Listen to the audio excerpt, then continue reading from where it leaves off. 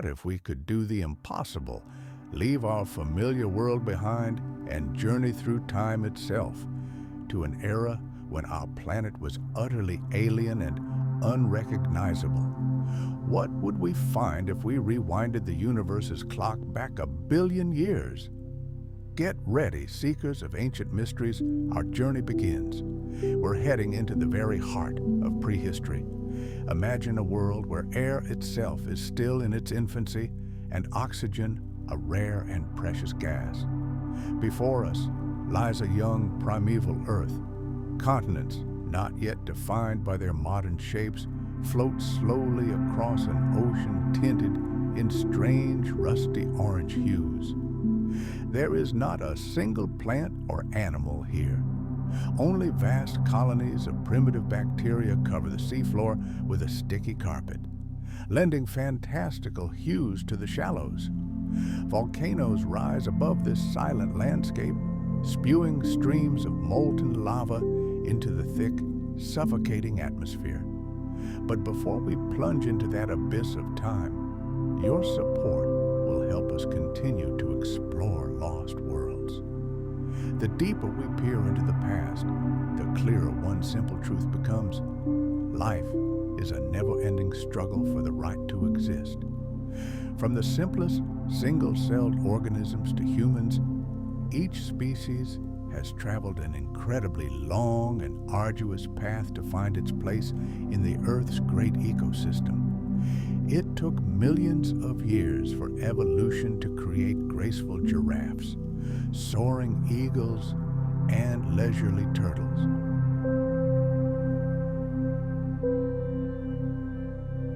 Each creature in this endless chain is of colossal importance, for it is their collective existence that has led to the astonishing biodiversity we see around us. One of the turning points in this grand saga occurred in the geological period we've arrived in, the Proterozoic Eon. Our destination is its final era, known as the Neoproterozoic. We'll see the world as it was 1 billion years ago. The word Proterozoic itself comes from Greek and literally translates as preceding animals. Scientists once believed that during this era, the only creatures on the planet were anything more complex than bacteria. But today, we know that this isn't entirely true. The first true animals were already taking their tentative steps across the ancient seafloor, at least at the very end of the Proterozoic. This ancient era never ceases to surprise. Every year, paleontological research reveals something new, pushing back the boundaries of the known. Our knowledge, reinforced by modern technology, allows us to peer ever further into the past, confirm bold hypotheses, and better understand how life began. 1 billion years ago, it was just gaining momentum. We are in the third and final part of the Proterozoic, which is divided into the Paleoproterozoic, Mesoproterozoic, and finally, the Neoproterozoic, an era of particular interest to us. It began long before the famous Cambrian Explosion, approximately 500 million years ago.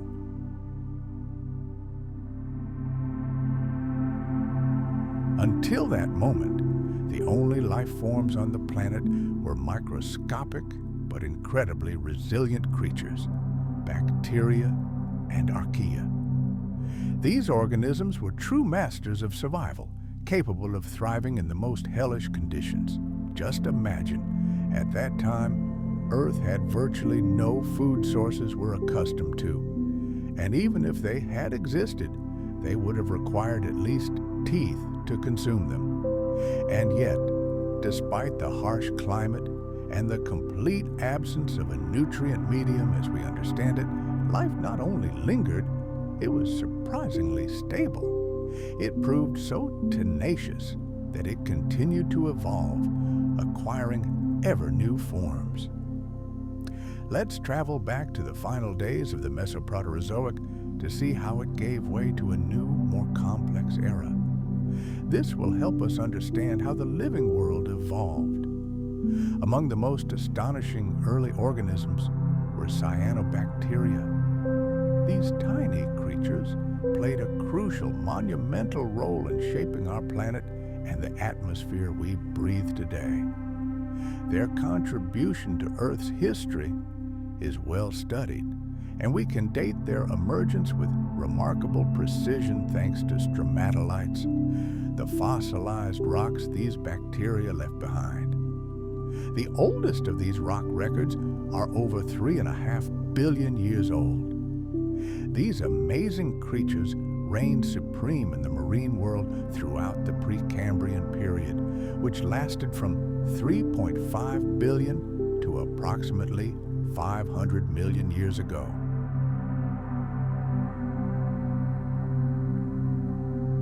Just think, the first living organisms, bacteria and cyanobacteria, emerged on our planet millions of years ago.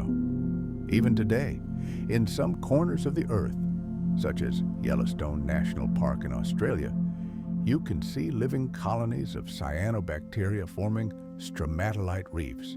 Why are these microscopic creatures so important? They were the ones who started the process of oxygenating the atmosphere, also known as blue-green algae. They slowly but surely transform the composition of the air, causing a true planetary revolution. Without this event, the incredible diversity of animal life we know today would never have emerged. At the origin of it all lies a tiny bacterium. Amazing, isn't it? Indeed, for most of the Proterozoic, life remained single-celled and rather primitive. But towards the end of the era, in the Neoproterozoic, a real breakthrough occurred. Complex organisms finally arrived on the scene. And here we are, 1 billion years ago. Most life forms are still single-celled, but multicellular creatures are already beginning to emerge. In fact, paleontologists have discovered traces of multicellular organisms dating back 2.1 billion years. As one can imagine, it took millions of years for different species to adapt to a changing world and rewrite their genetic code, ensuring the survival of their species. This is the main driver of evolution. The key achievements of that time were the emergence of the cell nucleus and cellular specialization.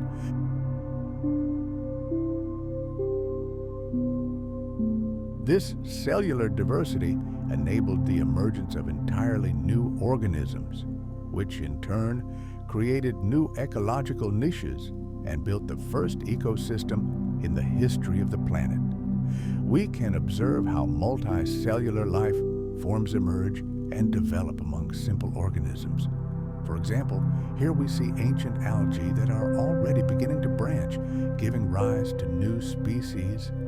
These first steps toward complexity pave the way for the emergence of other creatures whose existence is now intimately linked with them. A domino effect is at work. New species create new opportunities, and these opportunities lead to the emergence of even newer species until a complete biological network is formed. This is an ecosystem in which all species are inextricably linked to each other and to the environment. The richness of this new world will stimulate the emergence of even more advanced organisms in subsequent eras. During the Tonian period, the first part of the Neoproterozoic Era, which lasted from 1 billion to approximately 720 million years ago, scientists are finding numerous microscopic fossils. They help us understand this crucial stage in the planet's history. It was the beginning of the great evolutionary radiation, the explosive diversity of life on Earth. Evidence of sexual reproduction in ancient fungi and green algae has been found in Australia. And 800 million years ago, mysterious vertical burrows appeared on Australian soil.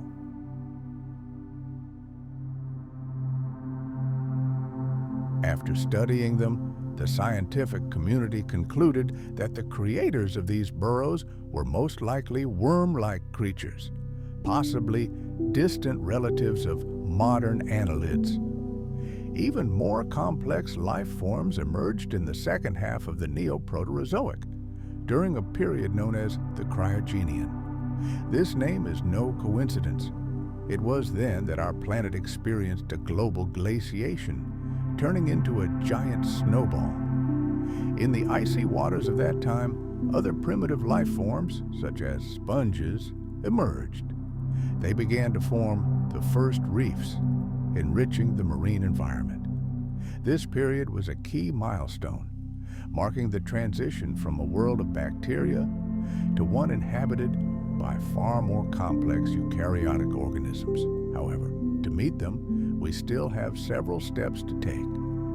How did these first animals survive and adapt? What incredible challenges did they have to overcome? Let's go back to the beginning of this period, to the Tonian. To understand the changes in the living world, we need to look at the planet itself. In those distant times, Earth wasn't divided into the 7 continents we know today. Everything was different because, since the planet's birth, its surface has been in constant motion. It can be compared to a giant puzzle, the pieces of which are still shifting to this day. Tectonic plates are the rocky shell of our planet. When we think of a single continent, the first thing that comes to mind is, of course, Pangaea.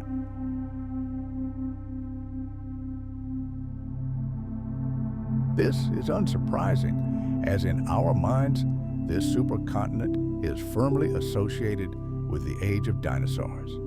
However, our planet's history is far richer. Plate tectonics is believed to have been in operation for over 4 billion years. During this time, the movement of lithospheric plates has regularly reshaped the Earth. This slow but grand continental waltz has played out repeatedly throughout history. Land masses have converged to form giant supercontinents, then drifted apart, giving way to new oceans. Our planet, according to scientists, has experienced at least 7 such global cycles. Imagine this creature piercing the depths of ancient waters.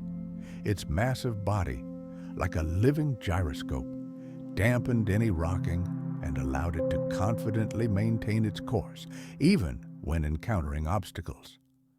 Let's travel back millions of years to that very Paleocene. It was literally teeming with life, even though the sea giants of that time had not yet reached their colossal size. It was a world in miniature, but already full of drama. It was then, almost instantaneously on a geological scale, that the so-called Cambrian Explosion erupted, an event that gave rise to an unprecedented riot of forms and species. This wasn't just a burst of evolution, it was the birth of modern ecosystems as we know them. And most astonishingly, the traces of this biological Big Bang have survived to this day in exquisite detail. In southwest China, in Yunnan province, lies the Chengjiang region.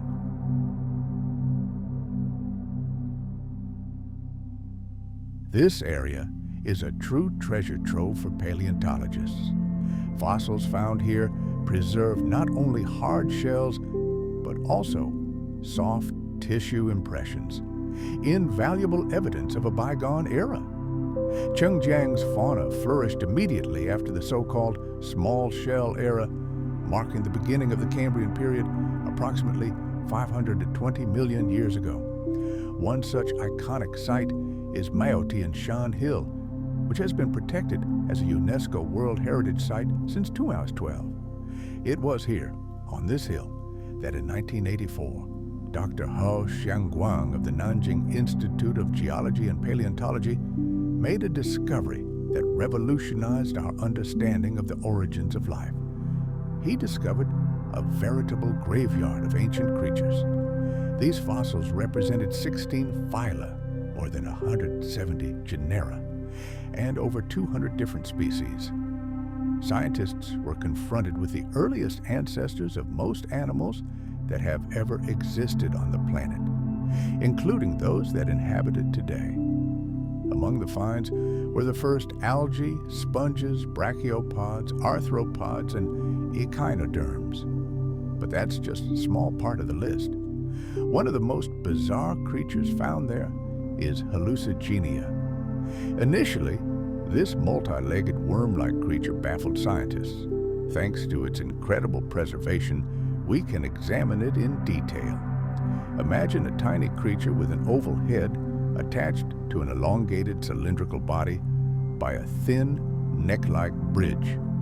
Measuring just 20 millimeters in length, it was armed with 7 pairs of spiny limbs. A true nightmare in miniature.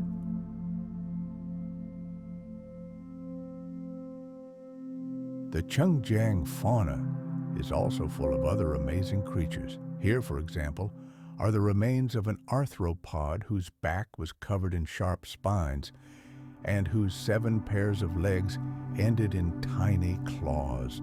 Today, this creature is classified as a member of the lobopod group, and here's one of the most numerous inhabitants of those seas, an arthropod known as Fuxianhuia.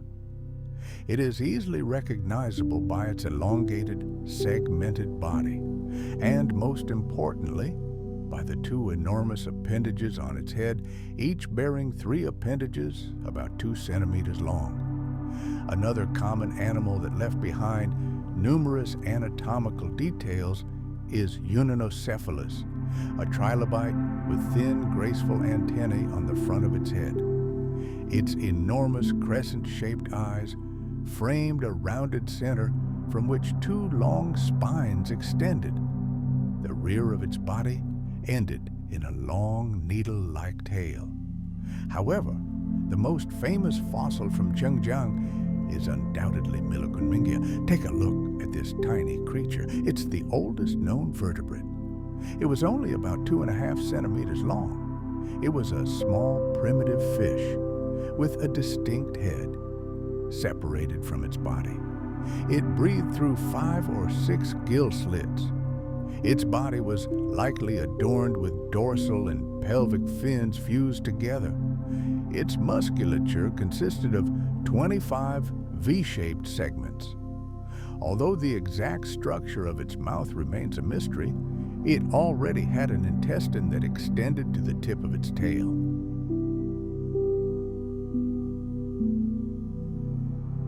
But dominating all this underwater bustle was a true superpredator. Meet Anomalocaris, the strange shrimp. This nightmare from the extinct family of radiodonts could reach over 1 meter in length, a truly colossal size for its era. Its front end was armed with 2 large, segmented and spine-studded grasping appendages. Its head was crowned with 2 enormous eyes on long stalks, and beneath them was a round mouth resembling a nutcracker. This creature's segmented body bore 11 pairs of paddles, which likely made it an excellent swimmer. Armed with such an arsenal and keen eyesight, it easily hunted armored trilobites.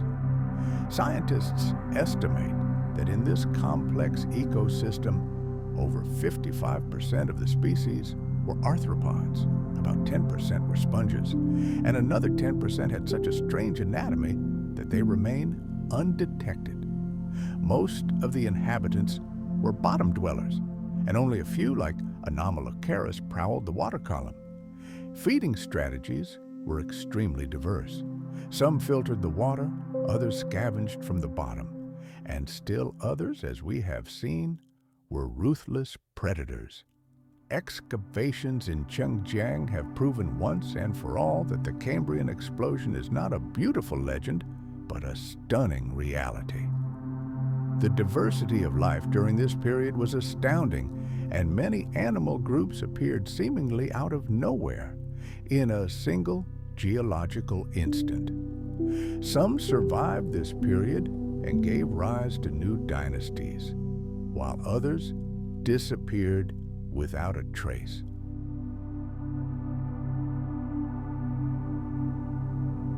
But it was then, in this boiling cauldron of evolution, that all the complex forms of animal life that we know today were born. The early Cambrian era saw another brief but significant period that gave rise to the so-called Tomotian fauna, named after the Siberian city of Tomat. It appeared approximately 530 million years ago, but lasted only a few million years. Although not as famous as the Ediacaran, it is of great interest to paleontologists. It is often referred to as the small shell fauna, and for good reason. Most of the finds are tiny plates, tubes, spines, and caps. The nature of these remains a mystery. Were these simply scattered fragments of the very first armor that nature was just learning to create? Or are they the remains of shells that covered the bodies of animals unknown to us? Or perhaps these were completely unique organisms that appeared and just as quickly disappeared. Until recently, it was believed that the Tomotian fauna was the first to develop hard skeletons. However, new discoveries have pushed this revolution back even further, to the late Precambrian. But the Tomotian era is also significant for another reason. It marks the emergence of the Archaeocaiathidae, a distinct class of extinct sponges. Although this group disappeared at the end of the Cambrian, Archaeocaiathidae were among the first bioengineers on the planet.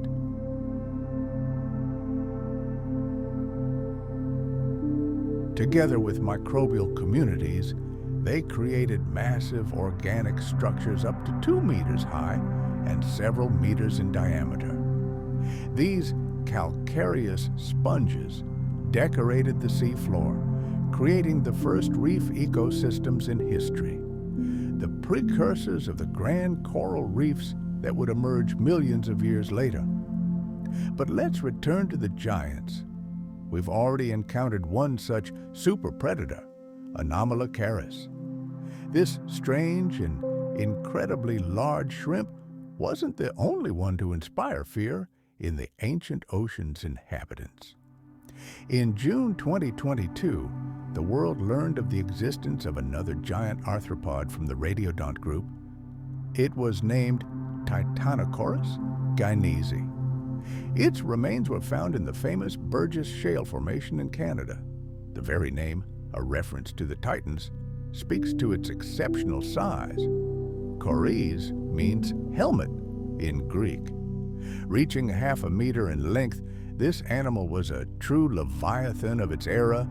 Today, yes, such a size may seem insignificant, but it's worth remembering that the vast majority of creatures of that time were 5 or even 10 times smaller. Like its relatives, Titanosaurus was distinguished by its exceptionally long body, but its most striking feature was its head, covered in a massive 3-part shell. It was so enormous and disproportionate that it seemed as if the rest of its body were merely an appendage to this gigantic, armored ram.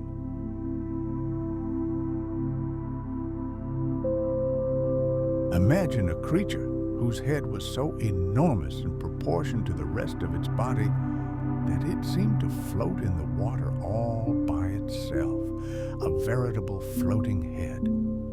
The creature's mouth was a terrifying cone, studded with radiating plates from which rows of sharp teeth bared.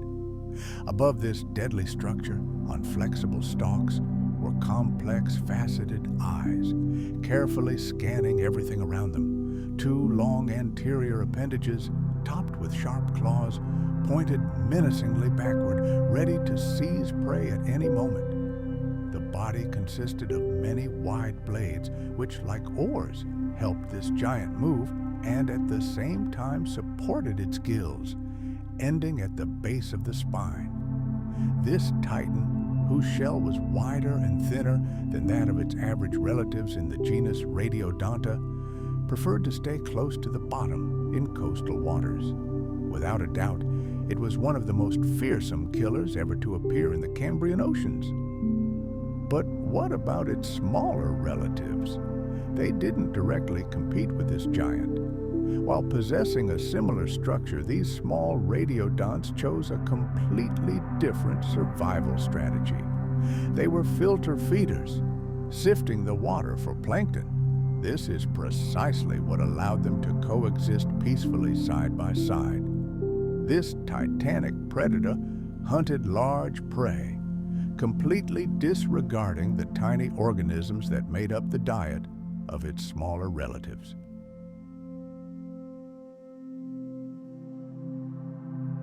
The study of such unique fossil treasures as the Chengjiang Shale in China and the Burgess Shale in Canada lifts the veil of mystery on this remarkable time. The rich paleontological finds paint a picture of a world where a highly complex marine ecosystem was just gaining momentum. This was the beginning of the Cambrian period. However, one should not think that the ocean was empty before this. Life preceding the so-called Cambrian Explosion was already astonishingly diverse, consisting of numerous lineages, each adapting to its environment in its own way. But the organisms of that time were far simpler. The Cambrian witnessed not just a riot of life, but a true breakthrough in evolution, the emergence of fundamentally new, far more complex living beings. In terms of sensory organs, evolution made a giant leap forward. The first true eyes and sensitive antennae appeared, gills developed for respiration, and a complete circulatory system for oxygen transport. Digestion also became more complex, with the emergence of advanced digestive tracts. Some animals acquired specialized adaptations for capturing microscopic food particles from the water, while predators developed powerful grasping appendages to hold on to prey. Finally, locomotion became much more active and varied thanks to the development of a variety of swimming organs and appendages.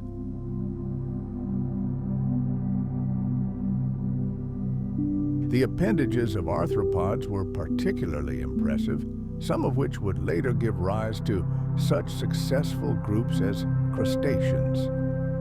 All these new anatomical solutions led to a colossal increase in the complexity of the entire marine ecosystem. Animals were no longer mere clusters of cells like primitive prokaryotes, eukaryotes, or even multicellular myxobacteria. They possessed a set of specialized organs that clearly defined their place in the New World. The discovery of organisms with completely different body plans and lifestyles in the same layers indicated that the food chain was already well established. Indeed, in the bottom sediments, we see burrowing priapulid worms, countless arthropods scurrying along the seafloor, and of course, at the top of this pyramid were terrifying apex predators like Anomalocaris. But how can we know who ate whom in this ancient world? Fossilized bodies alone aren't enough. This is where scientists turn to the most incredible evidence: stomach contents and even fossilized excrement known as coprolites. Analyzing fossilized food trapped in the digestive tract gives us a virtually 100% picture of the diet of ancient creatures. This allows us to confidently state that certain species hunted others. Stomach contents are direct, irrefutable evidence of predator-prey interactions. In the famous Burgess Shale, organic matter and skeletal remains were found right in the intestines of some fossils.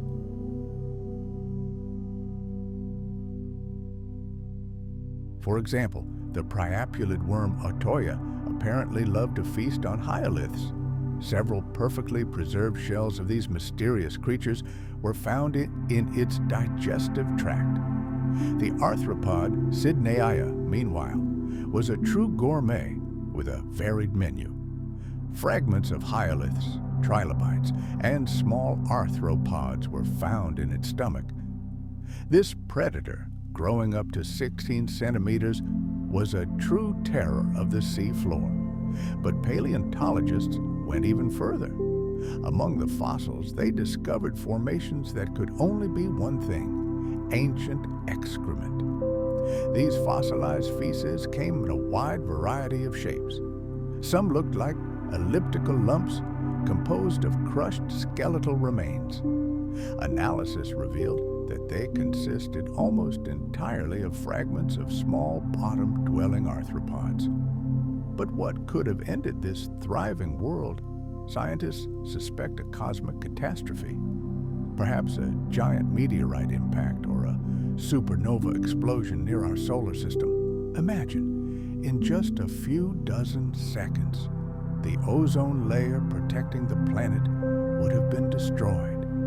Deadly ultraviolet rays would have rained down on the oceans, wiping out plankton, the very base of the food chain. This would have gradually led to a new ice age. A vast ice cap would have covered the supercontinent Gondwana at its south pole. Sea levels would have plummeted, ocean circulation would have slowed, and oxygen levels in the water would have dropped catastrophically, creating unbearable conditions for life.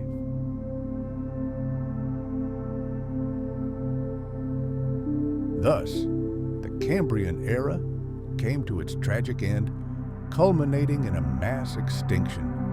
Brachiopods, conodonts, and the famous trilobites suffered the most from this catastrophe. But, as always happens after great tragedies, life demonstrates its incredible resilience. Entire ecological niches are vacated, and surviving species have a chance to assume a dominant position. Despite a devastated and hostile world, life continues its journey. In calmer ocean waters, it returns to its familiar course. The surviving organisms reproduce, evolve, and soon entirely new species emerge. It seems that the planet is at the peak of its power at this moment in its history. But a logical question arises: will life, which originated in water, dare to take the next step and emerge onto land? And if so, will the next era in evolutionary history be even more grandiose and impressive? Right now, we are witnessing the transition from the Cambrian to the Ordovician period, a new era in Earth's history. And this transition is accompanied by a significant cooling of the world's oceans and atmosphere. In its incredibly long history, Earth has witnessed the birth and death of several giant continents. Imagine the world as it was long before us, billions of years ago. According to scientists, the fourth supercontinent, named Columbia, formed between 1.8 and 1.5 billion years ago. We know disappointingly little about this ancient world.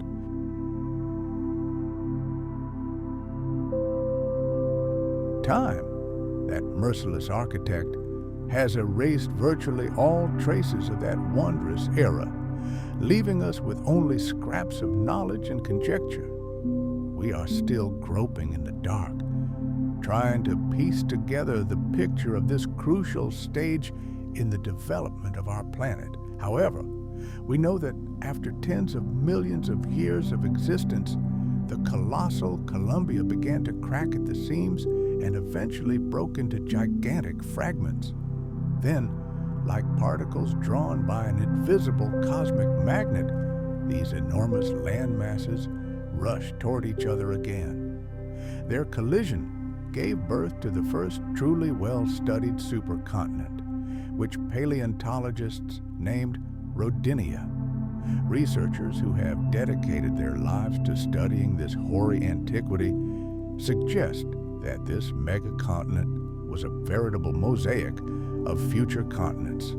It included the North American continent, known in scientific circles as Laurentia, and the eastern part of what would become Europe, known as Baltica. But that's not all. Also located here were fragments that were destined to become Amazonia, West Africa, and even distant Australia. Millions of years passed, and Rodinia in turn suffered the same fate as its predecessor. It broke apart. A new supercontinent, Pinocchia, also known as Gondwana or Pan-African, eventually emerged from its fragments. The name speaks for itself.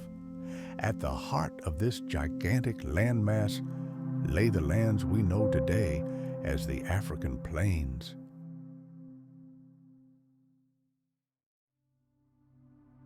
And finally, the last supercontinent in this cycle, Pangaea, is the best known to us, as it is closer in time to us. Its history is well documented in the geological record, and it is inextricably linked with the age of dinosaurs, creatures that still capture our imagination despite their extinction tens of millions of years ago. It was Pangaea, which formed approximately 335 million years ago and began to disintegrate in the Jurassic period approximately 175 million years ago. That became the great stage on which the drama of giant reptile dominance unfolded. But now that we've refreshed our memory of this grand tectonic saga, let's return to the object of our keen interest, Rodinia. Let's fast forward to the Neoproterozoic Era, 1.1 to 0.9 billion years ago. In this unimaginably distant time, colossal tectonic plates collided in a titanic dance, forming a single vast landmass. Scientists have given it the symbolic name Rodinia, which means homeland or birthplace in Russian. This unique landmass was located in a most unusual location, at 60 degrees north latitude, yet not far from the South Pole. The average surface temperature was only 10.5 degrees Celsius. This entire landmass was surrounded by a boundless ocean known as Merovia. While primitive life was already thriving in the depths of this ocean, deathly silence reigned on land. Amidst the dust, endless rocky deserts, and craggy chaos, it was impossible to find anything living.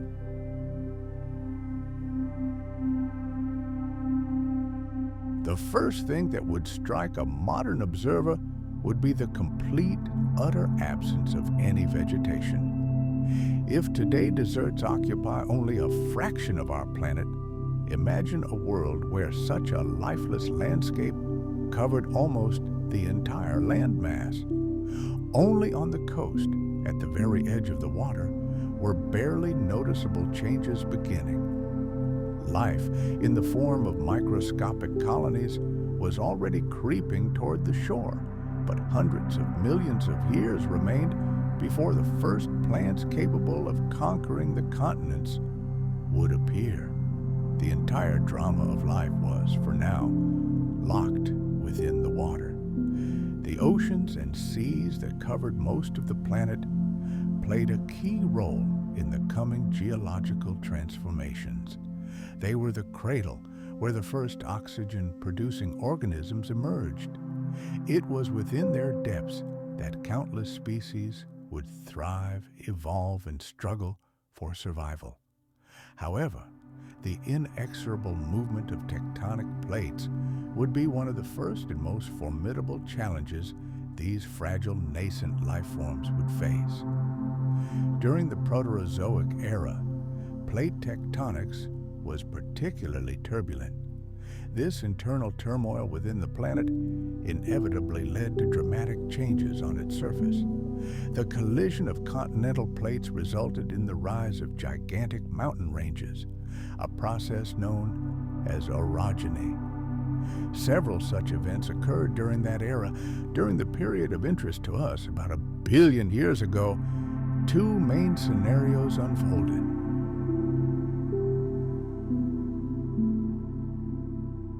The first was the so-called Grenville orogeny, resulted from the breakup of Columbia and the subsequent formation of Rodinia. A few million years later, at the end of the Neoproterozoic, the Katam and Pan-African mountain ranges emerged.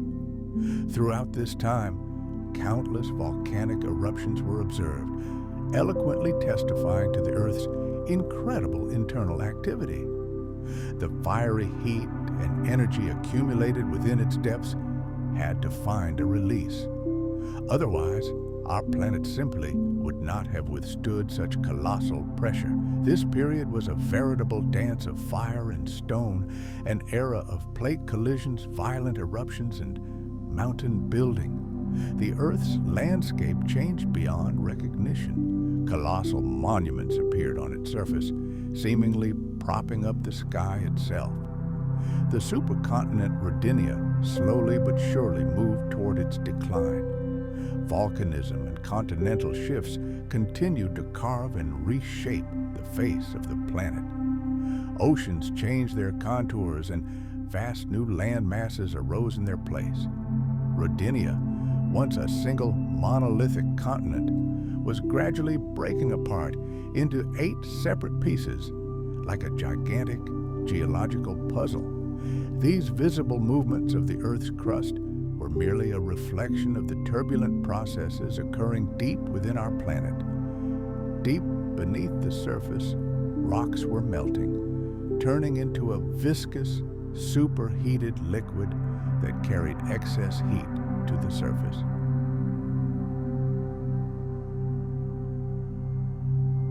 And the Earth's crust, like splinters in a fiery torrent, shifted to follow this movement. The rupture of Rodinia was destined to give birth to something entirely new. There's a place on Earth that many of us dream about, but in those distant times, it simply didn't exist. It's the Pacific Ocean. First, Rodinia split into 2 gigantic pieces. On one side were the future Australia and East Antarctica, and on the other, Laurentia, which included North America and Greenland. A gigantic crack, a rift valley appeared between them, likely echoing a pre-existing crustal fracture. We would have seen violent volcanic activity in this rift. Gradually, ocean waters began to penetrate it, and over time, this rift transformed into a full-fledged mid-ocean ridge. The sea that filled this wound in the planet's body was none other than the ancestor of the Pacific Ocean. More precisely, it was part of the gigantic superocean Panthalassa, from which the Pacific Ocean would later emerge. It could be called the Proto-Pacific. The term Panthalassa is commonly used to refer to the future supercontinent Pangaea, which was surrounded by this ocean. And the famous Pacific Ocean, one of the most beautiful and majestic on our planet, originated right there, in the rift between what would become Australia, Antarctica, and North America. 1 billion years ago, we witnessed another turning point. The planet began to become oxygenated.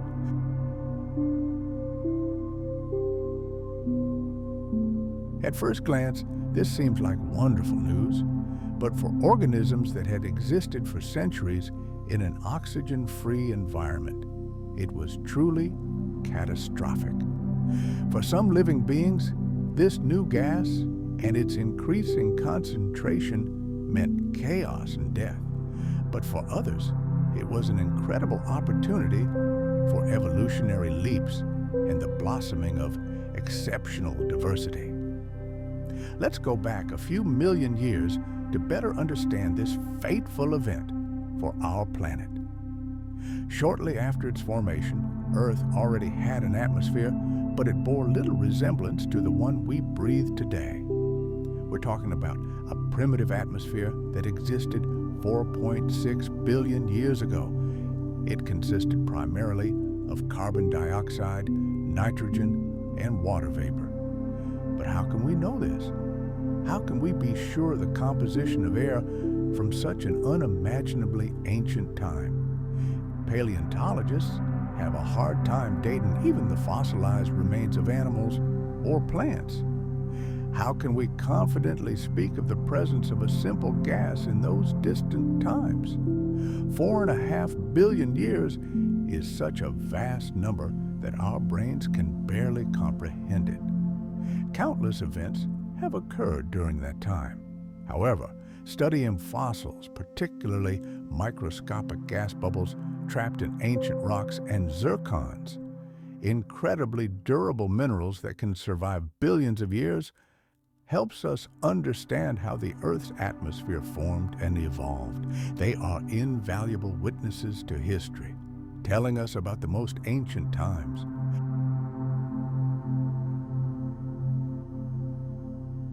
Armed with modern knowledge and tools, we can confidently peer into those distant eras. So today, we know that the primordial atmosphere consisted of carbon dioxide, nitrogen, and water vapor. Everything could have remained this way, but one tiny grain of sand in this complex system led to irreversible changes. The consequences of these changes were devastating for some life forms, but a true blessing for others. The primeval Earth gradually cooled, and the water vapor that saturated the atmosphere condensed, forming oceans and rivers. And as we already know, about 3.5 billion years ago, life emerged in this water, specifically cyanobacteria. These microscopic creatures sparked a global revolution, turning the familiar world upside down. As they saturated the ocean and atmosphere with oxygen, both environments became acidic, something never seen before. At the very beginning of their existence, these bacteria, known as autotrophic prokaryotes, produced oxygen, which immediately reacted with various compounds on the Earth's surface. These compounds, including methane, salts, and iron minerals, acted like a giant sponge, absorbing all the oxygen produced. However, after millions of years, these sinks were completely oxidized. They reached saturation and could no longer bind free oxygen. And then, approximately 2.45 to 1.85 billion years ago, oxygen began to be released in enormous quantities, first into the water and then into the atmosphere.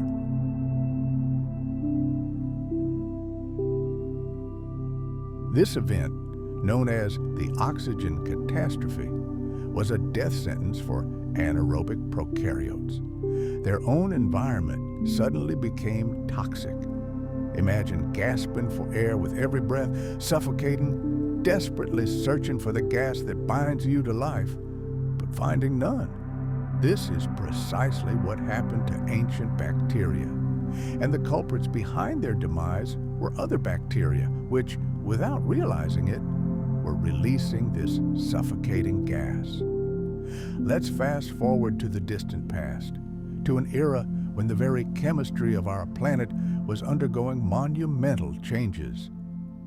Imagine ancient oceans. Their waters contained vast quantities of iron leached from the rocks of the emerging continents. And then a new, revolutionary gas, oxygen, began to enter this primeval environment. It reacts with the dissolved iron, and this interaction triggers a global process that we would today call rusting. Ordinary rust, but on a planetary scale. Why is this so important to us? Because we can still see traces of this great chemical revolution today. Let's take a look at some of the most ancient landscapes on Earth, living witnesses to bygone eras. Take a closer look at these rocks, preserving the history of billions of years. Do you see these long reddish-brown stripes, as if a giant artist had traced them across the rocks? This is not just a pattern. These are geological formations of colossal importance, the key to understanding our past. Scientists call them banded iron formations.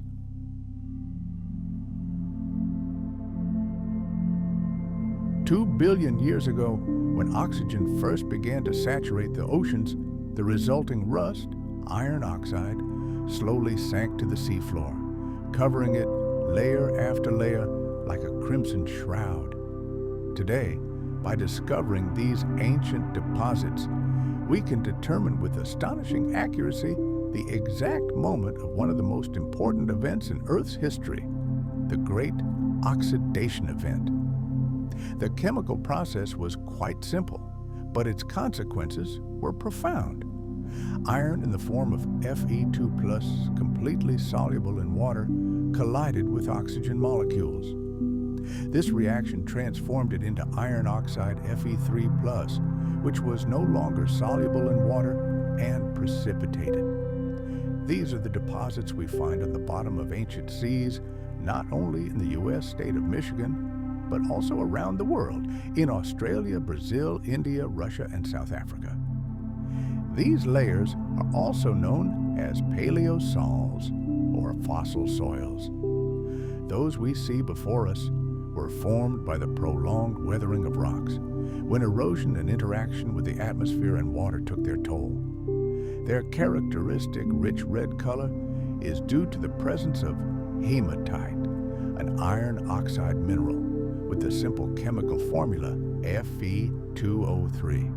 This formula clearly demonstrates the inextricable bond between iron and oxygen. In a section of marine sediments, we can observe alternating red and gray layers. The gray bands are not iron. They are composed of silica, which also settled to the sea floor during periods of calm.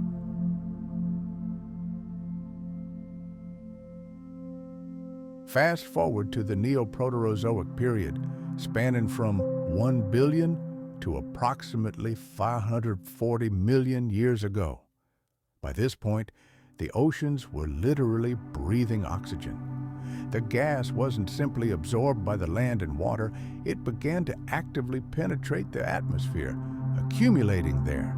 And this led to another event of colossal significance, comparable to the emergence of the first living cells, prokaryotes. The ozone layer began to form. Let's rise from the depths of the ocean high into the atmosphere. Here, oxygen appears before us in a completely new guise. It's no longer the familiar O2, but trioxygen, or as we call it, ozone, O3. Ozone is a molecule consisting of 3 oxygen atoms.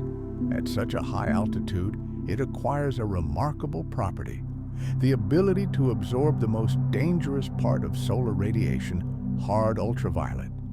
Thus, the ozone layer becomes a true shield, a salvation for all future life on the planet. The sun provides the warmth and light without which life is impossible, but it also poses a deadly threat. Its invisible rays, called ultraviolet radiation, are divided into 3 types: UVA, UVB, and UVEC. It is this radiation that can cause mutations in DNA, the sacred molecule that stores the genetic code of all living things. DNA damage, its denaturation, is catastrophic for any organism. That is why protection from this invisible killer was so important. The ozone layer, located in the stratosphere, assumed the role of this celestial protector.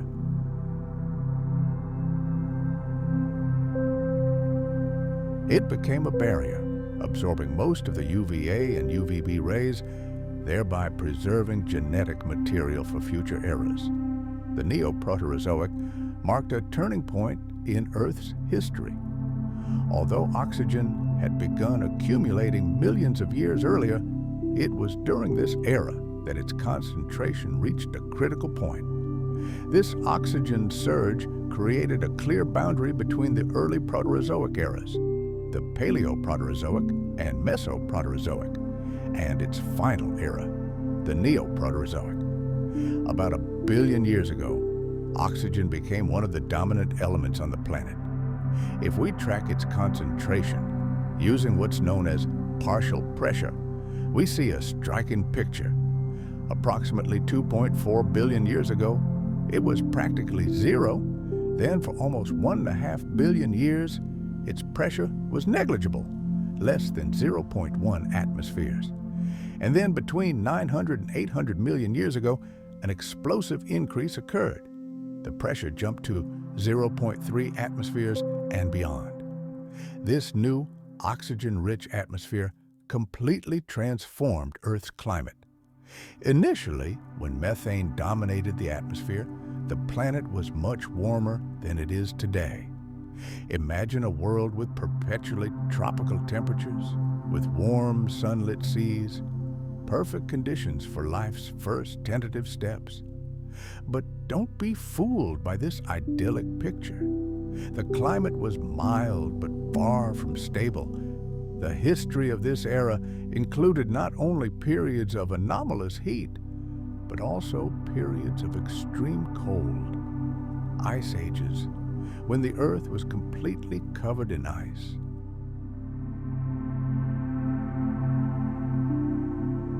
This phenomenon became known as Snowball Earth. Such cataclysms testify to the turbulent processes occurring on our planet. During the Neoproterozoic Era, the continents were in constant motion. The supercontinent Rodinia may have broken into 8 separate parts. Such a massive fragmentation of landmass could not have failed to have consequences for the climate. And the succession of ice ages was undoubtedly closely linked to these global geological and climatic changes. To understand how the so-called snowball effect could have happened, we need to understand its mechanism. How can an entire planet turn into a ball of ice, freezing virtually everything? Forests, oceans, deserts, everything is buried under kilometers of snow and ice. It's important to remember that life on land, in the ocean, and in the air is only possible thanks to the atmosphere. It's one of the key factors that makes our planet habitable. The atmosphere affects everything: quality of life, protection from radiation, and of course, climate. Climate is directly dependent on Earth's radiation balance.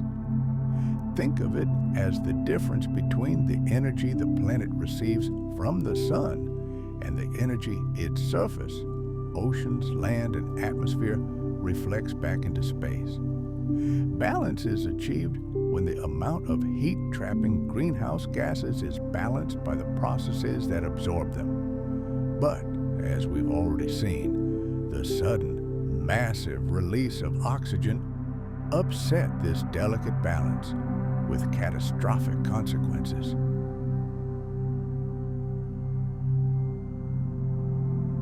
One such consequence is a change in the chemical composition of the atmosphere. We already know that oxygen in the upper atmosphere is converted into ozone.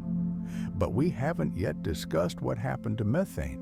Methane, a very potent greenhouse gas, began to react vigorously with oxygen.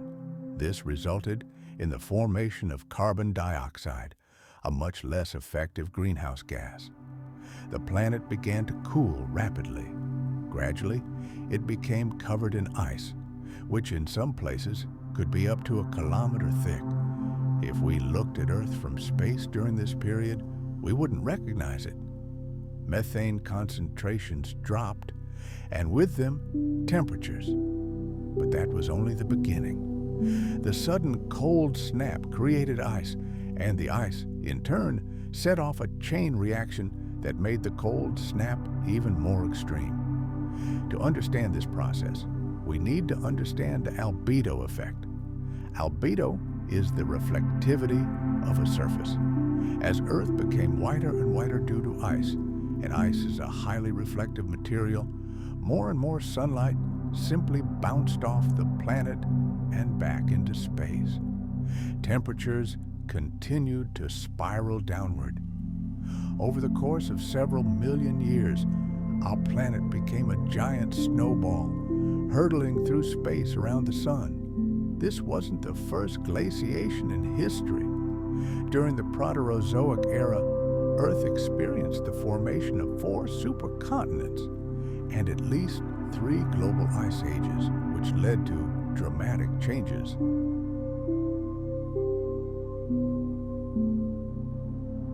The Paleoproterozoic, or Huronian, glaciation lasted from approximately 2.4 to 2.1 billion years ago and resulted in the first mass extinction in history. Then, in the Neoproterozoic, the final era of the Proterozoic, Earth experienced two successive, incredibly powerful glaciations. The first, known as the Sturt glaciation, was global and occurred during the Cryogenian period. It is estimated to have lasted a full 57 million years, from approximately 717 to 660 million years ago. This period was undoubtedly the most impressive in its intensity and duration. The same can be said of the Marinoan glaciation, which occurred several million years later, also during the Cryogenian period. It lasted from 650 to 635 million years ago. Although shorter, it was no less severe than the previous one. Once again, ice covered almost the entire planet. In some regions, the world's oceans were covered in ice to a depth of several kilometers. Studying glacial deposits from that era, scientists conclude that it may have been the most severe glaciation in the entire history of our planet. But what could have ended this icy apocalypse? What force could have melted an entire planet? The answer lay not on the surface, but deep within the Earth. The only mechanism capable of halting this process was the greenhouse effect. Volcanoes, continuing to erupt beneath the ice, released massive amounts of carbon dioxide into the atmosphere.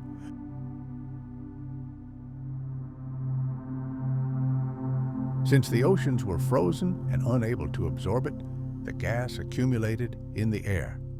As this process gained momentum, the greenhouse effect began to slowly but surely warm the planet.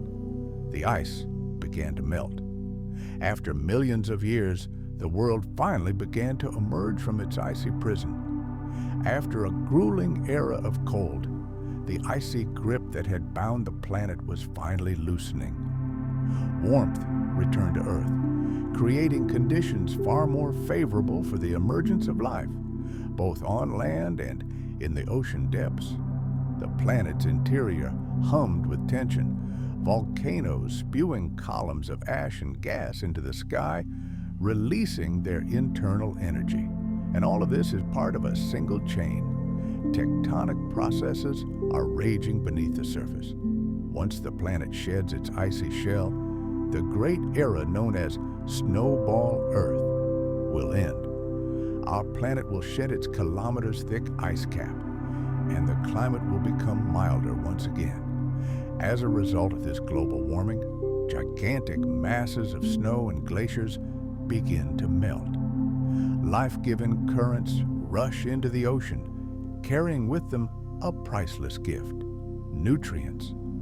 A whole series of events created ideal conditions for new species to occupy newly formed ecological niches.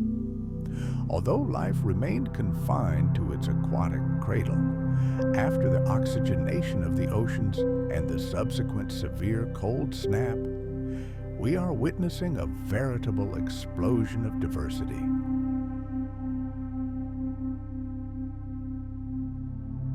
Myriad living creatures emerge and begin to actively develop: algae, primitive sponges, and mysterious gabonians. These gabonians, which inhabited the planet approximately 2 billion years ago, were a true marvel of early evolution. They were creatures visible to the naked eye, belonging to the multicellular order, but not our direct ancestors. Their bodies resembled a whimsical flower or a ruffled skirt gathered around a central disc. Their tissues were soft and gelatinous, very similar to the flesh of modern jellyfish. Even then, several varieties of these mysterious organisms existed. Studying fossilized sediments, paleontologists have concluded that these creatures were definitely capable of moving along the ancient seafloor. The very possibility of the existence of such complex multicellular organisms in that distant era opens entirely new horizons in our understanding of the evolution of life on Earth, demonstrating its incredible potential for development. Although scientists doubt that the Gaboniontes left behind direct descendants, evolution did not stand still. Several 100 million years later, between 1.7 and 1.2 billion years ago, new multicellular players appeared on the scene: red algae. They emerged after the so-called blue-green algae, or in scientific parlance, cyanobacteria, which were the first to oxygenate the atmosphere. The oldest fossils of red algae were discovered in the Vindhyas Mountains in India. They are a staggering 1.7 billion years old.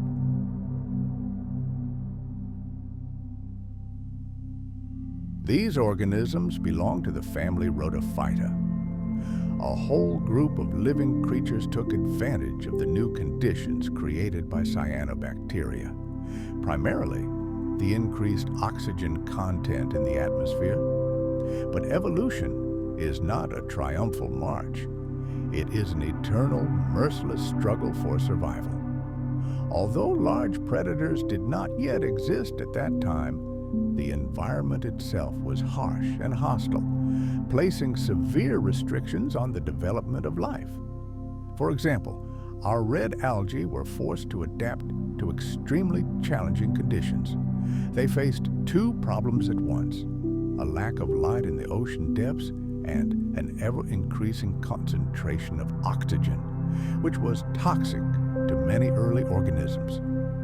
In response to this challenge, evolution pushed them to the only viable solution. They began moving closer to the surface to access the life-saving sunlight. This was only possible thanks to the emergence of an invisible shield, the ozone layer, that sheltered fragile life from harmful ultraviolet rays. As we already know, this protective layer arose precisely thanks to oxygen. However, the algae couldn't rely solely on the energy they obtained through photosynthesis using chlorophyll. Even as they rose closer to the surface, they still lived at significant depths, where only a small portion of the light spectrum penetrated. To survive in the perpetual darkness, they had to develop an ingenious adaptation.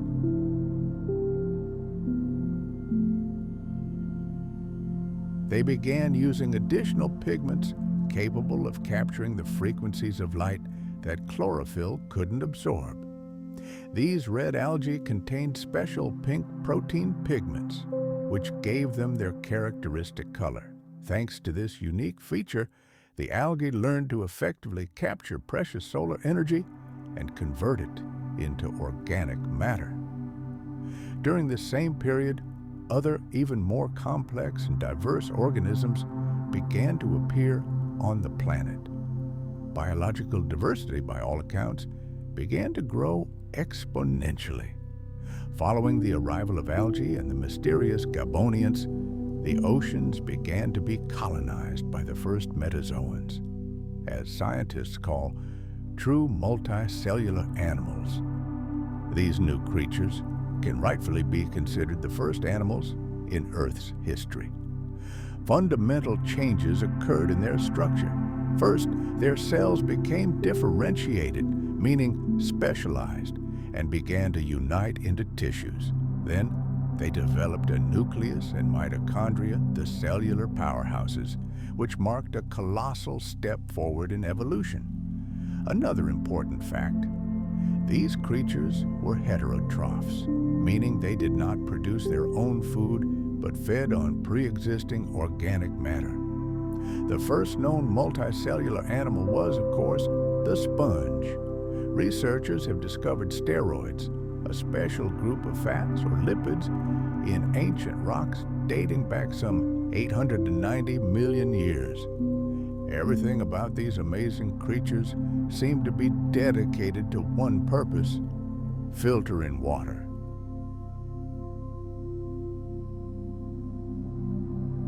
Although the sponge didn't yet have clearly defined organs or tissues, its entire body functioned as one giant filtration system for extracting food. Imagine a living filter. Water enters its body through countless pores and moves through a complex system of channels. In biology, this is called an aquifer system.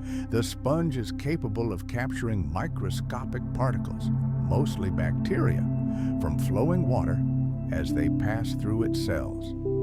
This process, known scientifically as phagocytosis, allowed the cell to literally envelop and engulf food particles less than half a micron in size with simple contact. Then, enriched with nutrients, the sponge eliminated waste through the same channels, maintaining a continuous flow. But to be stable and not be destroyed by currents, any organism needs a skeleton.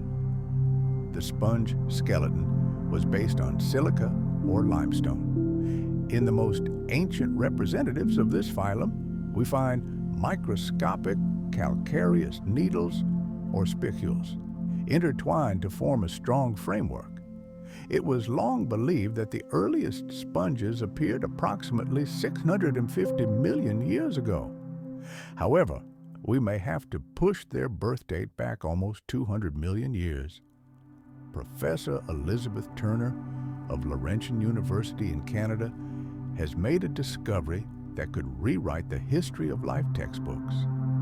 She was studying stromatolites, layered limestone structures formed by photosynthetic bacteria. Within these ancient structures, found in Australia, she discovered something incredible.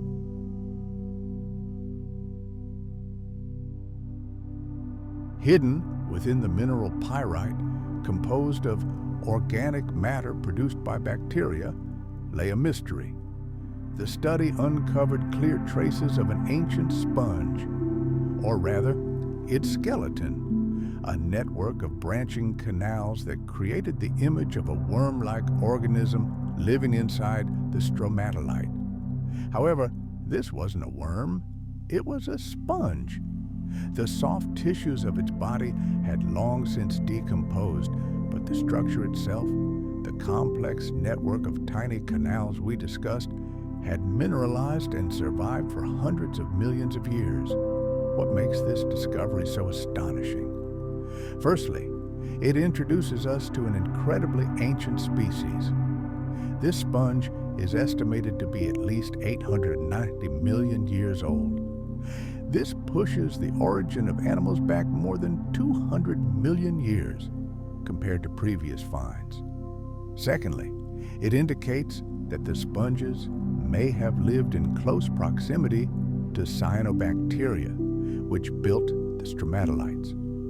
Finally, it's important to remember that oxygen appeared in the atmosphere in large quantities much later, and between 635 and 720 million years ago, Earth experienced a period of global glaciation, the aforementioned Snowball Earth. This discovery revolutionizes our understanding of the origins of life and leads to two stunning conclusions. First, high oxygen levels were not the sole or necessary condition for the development of animal life. Second, this life existed in conditions we would consider absolutely unbearable today.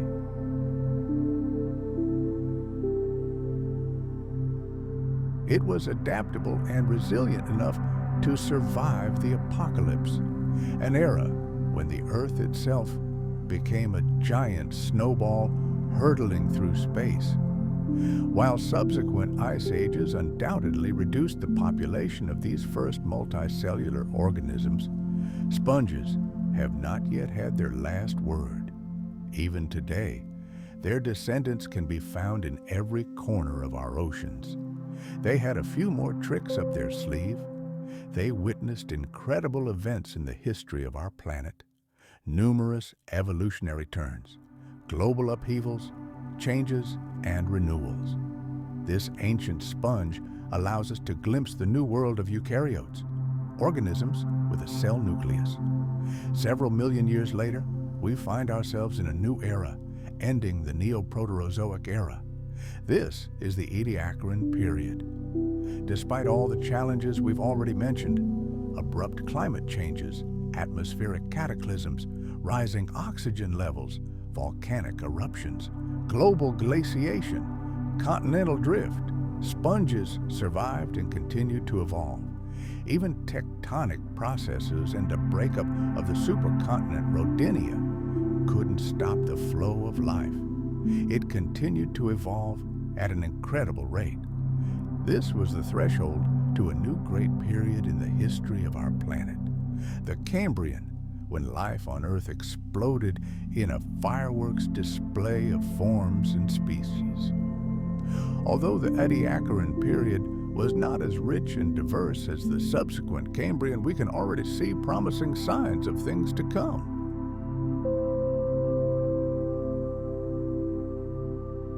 This period owes its name to the Ediacara Hills, located in the Australian outback, approximately 650 kilometers from the coastal city of Adelaide.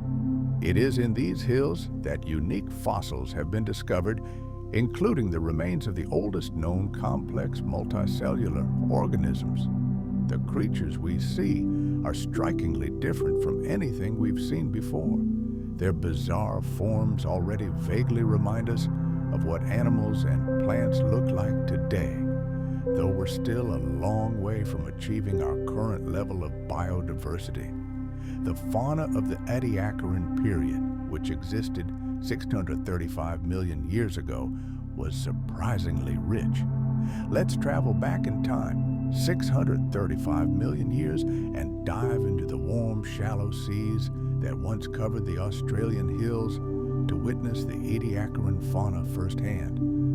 This journey will be unlike anything we've ever seen before. We owe this incredible discovery to geologist Reginald Sprigg. However, at the time, the scientific world hadn't yet realized its full significance or the profound impact it would have on our knowledge of prehistoric life. Imagine the year 1946. The world is just beginning to recover from a global upheaval, but in the quiet, arid lands of South Australia, in a place called the Flinders Hills, a true scientific revolution is brewing. It is here that geologist Reginald Sprigg makes a discovery that will revolutionize our understanding of the origins of life. He finds fossilized imprints that are strikingly similar to jellyfish.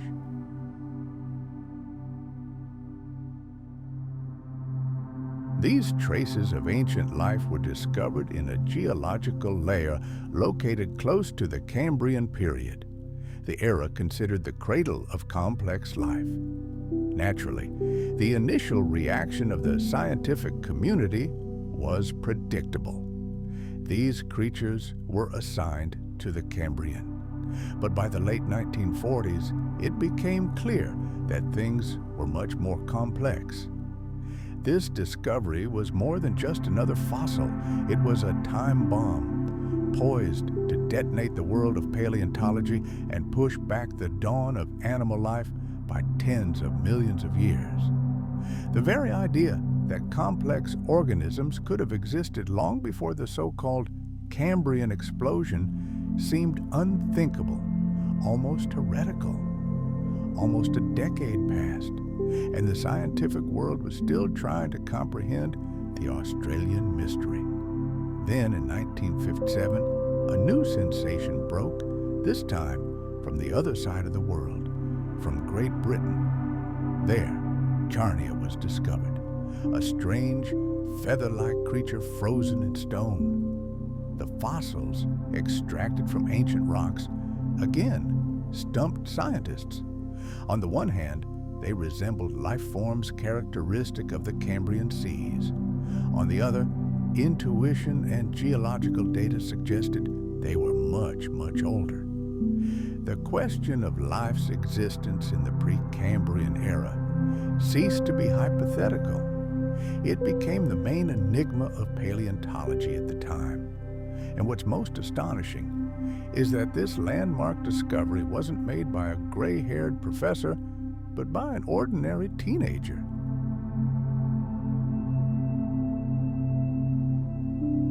"15-year-old Roger Mason, a keen rock climber, was exploring the rocks in Charnwood Forest with his friends.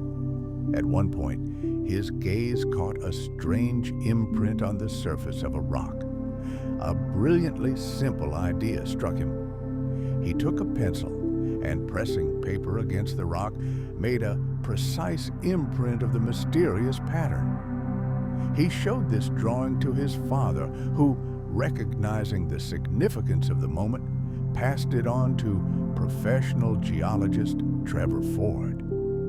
This event undoubtedly shaped the young man's entire future life. The discovery ignited such a passion for the study of rocks that he dedicated himself to petrology, the study of rocks, their formation, and changes. He became a professor, but that day in Charnwood Forest forever marked the beginning of his journey. Let's return to 1957. Charnia's discovery challenged established dogma, but doubt still hung in the air. The scientific world needed irrefutable proof, and it arrived. Around 1959, armed with more precise dating methods, another outstanding paleontologist, Martin Glessner, entered the picture. Studying the geology of Australia, he was able to do what others had failed to do. He established a direct link between the species discovered in England and other enigmatic creatures whose remains had been discovered in Australia and even on the remote Canadian island of Newfoundland. It was a triumph. Glessner had proven that all these organisms lived during the same Precambrian era. The debate was over.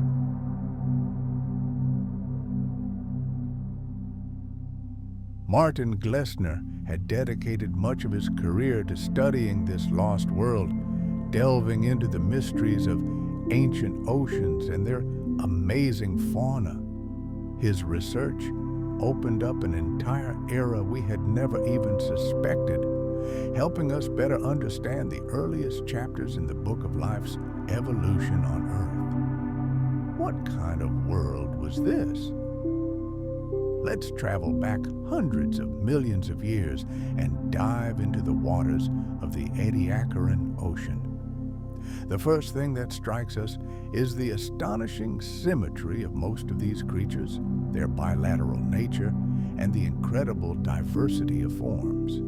Here, on the ancient seafloor, we see bizarre feathery organisms, they're tubular creatures, and yet others that resemble strange leaves gently swaying in the currents. Some of them vaguely resemble familiar jellyfish or corals. It becomes perfectly clear these are no longer primitive bacterial mats or single-celled algae. Before us is the dawn of the animal world, the first tentative but confident steps of evolution toward the creation of complex organisms. And among this riot of forms, one creature stands out, Dickinsonia. Imagine an oval, completely flat body with a central ridge reminiscent of a vein on a leaf. About 10 centimeters long, it looks like a whimsical feather or leaf imprint forever fused to the seafloor. It is, without a doubt, one of the most iconic representatives of this enigmatic fauna.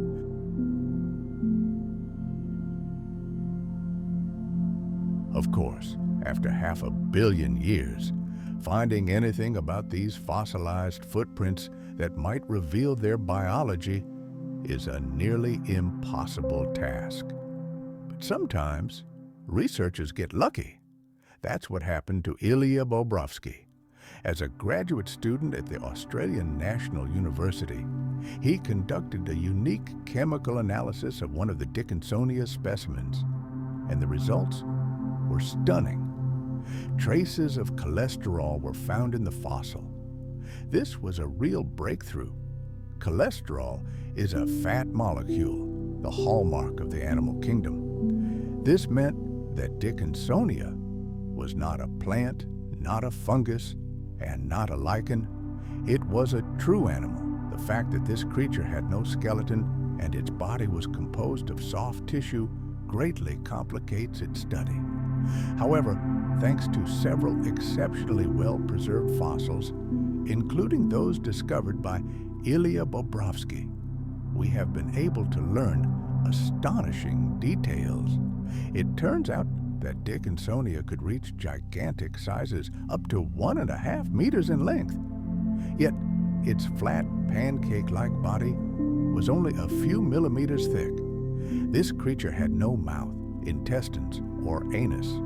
It was firmly attached to the seafloor. Scientists believe Dickinsonia was a bottom dweller that fed by absorbing organic matter from the surface of bacterial mats directly through its skin. It grew, continually adding new segments, like a living ribbon. Thin ribs radiated from a central crest to the edges of its body.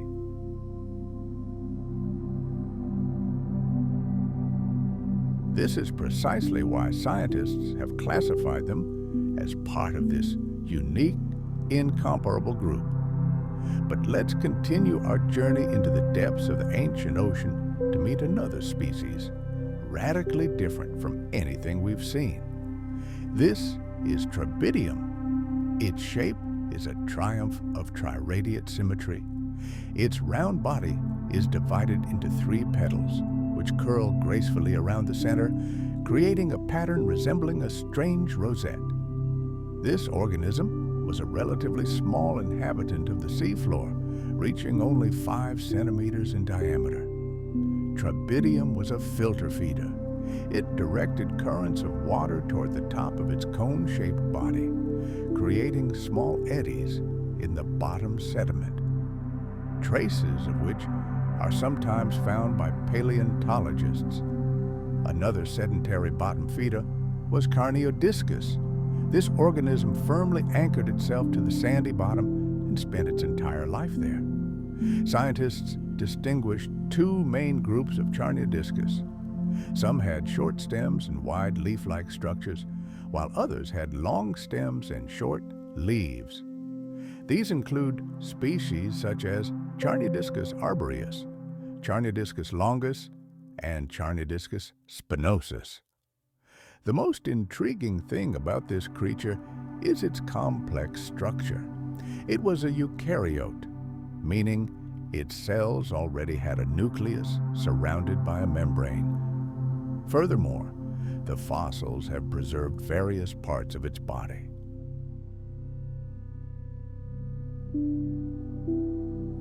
We can clearly see a disc-shaped root-like structure with which the animal attached itself to the substrate, as well as a stem and branches reminiscent of fern fronds. In some prints, these parts are so well preserved that it's easy to imagine what Carneodiscus looked like in life. The classification of this animal still generates heated debate. Initially, it was considered a rangeomorph. Later, it was proposed to be classified as a phandomorph. Some scientists even saw it as a relative of modern sea pens. But one thing is certain: this organism was incredibly successful. It managed to spread to every corner of the globe. Its remains have been found from Australia and Japan to England and Canada. Now let me introduce you to Sprigina, a remarkable creature named after its discoverer, Reginald Sprigg. Sprigina is an entirely different kind of organism. The traces it left behind are so complex that scientists still can't agree. Was it a segmented worm? Part of some complex, leaf-like organism? We can discern a head consisting of the first 2 fused segments, followed by a long, segmented body. It was most likely a mobile bottom-dwelling animal, crawling along the seafloor in search of food. Our study concludes our exploration of the genus Rangaea, another enigmatic creature from the Ediacaran period. This unusual organism, also known as the elegant feather, possessed a complex fractal morphology. It resembled a floating aquatic plant about 20 centimeters tall.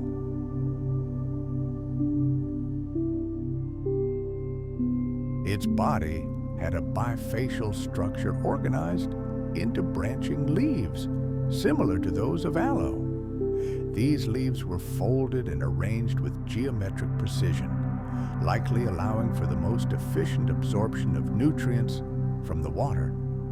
Due to its anchor structure, Rangea likely lived near the seafloor. However, it remains a mystery whether it was an autotrophic organism, obtaining energy through symbiosis with photosynthetic bacteria, or whether it fed in some other way.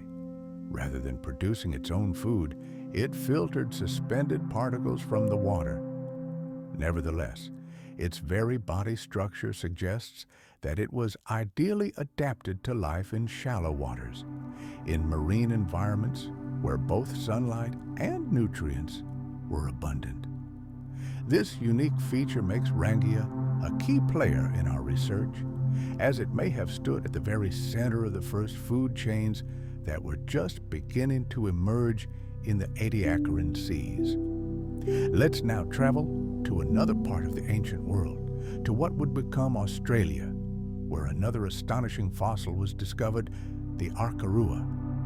Imagine a tiny organism no more than 5 millimeters in diameter, but this tiny creature opens a window into astonishing details of that distant era. The Arkarua's body possessed pentaradial symmetry, making it a likely ancestor of modern marine life, such as starfish. Externally, it resembled a tiny round coin with 5 convex grains arranged in a star-like pattern around a small depression in the center.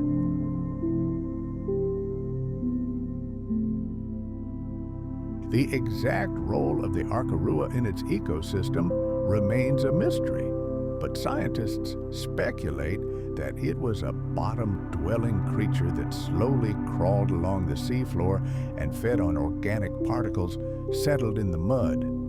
Its mineralized structure, resembling a primitive shell, may have served as protection from harsh environmental conditions, or perhaps from the first predators that were already beginning to appear in the ocean.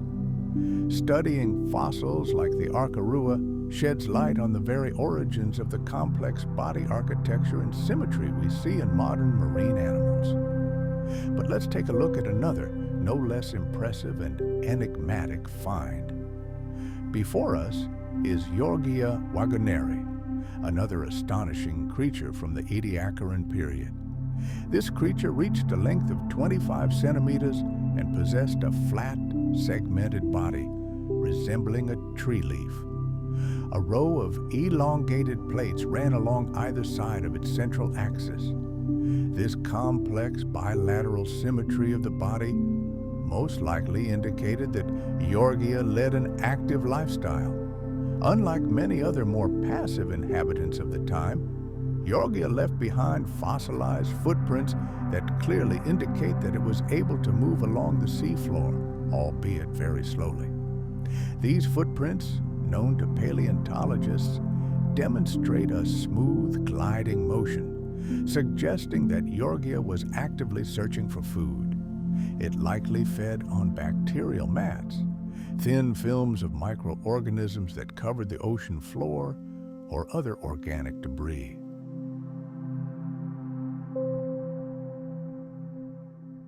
With its complex structure and ability to move, the Yorgia represents a crucial milestone in evolution. It is living evidence of how multicellular organisms took their first steps toward more active and specialized forms of life. Now let's look at something completely different. In the world of the Ediacaran fauna, there existed a remarkable organism that, for the first time in history, developed a true bony skeleton. It was this organism's appearance that led to the formation of the very first reefs on the planet. And while we can imagine the enormity of its role at that pivotal moment in history, we unfortunately have a much harder time imagining its true form. This creature is the Claudina. Why is it so important to mention this creature in our journey into the past? The reason is that Claudina were the architects of the first reefs millions of years before corals took over.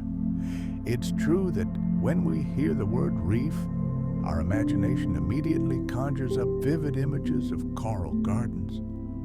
However, despite all the splendor of modern reefs, in that distant era, the main marine builders were not corals, but Claudina.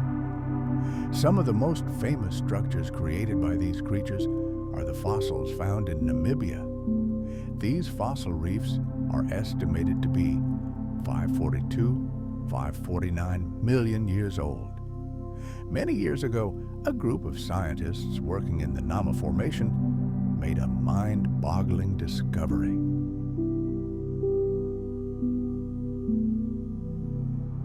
Just think about it. The remains of this ancient underwater reef now lie in the middle of one of the world's driest deserts in Namibia, where there isn't a single drop of water for miles around.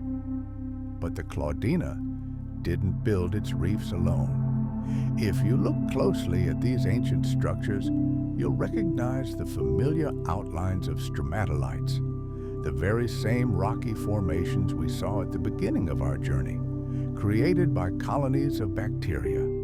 But this time, our attention is focused not on them, but on the monumental work of the planet's first animal builders. British and Namibian geologists made a truly incredible discovery in Namibia. They were able to study in detail the process of biomineralization, the creation of minerals by living organisms in one of the very first creatures to develop a hard shell. This discovery marked a true turning point, dividing the history of life into before and after, the era of soft-bodied animals and those that finally managed to protect themselves with a tough shell.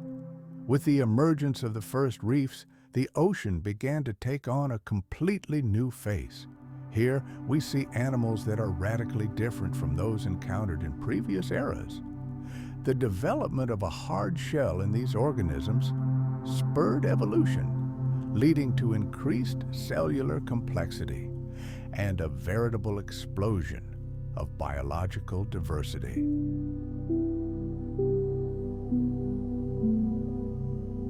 This discovery was made thanks to Preston Cloud, a distinguished geologist and paleontologist who first began studying this amazing organism. It was in his honor that this creature was named Claudina.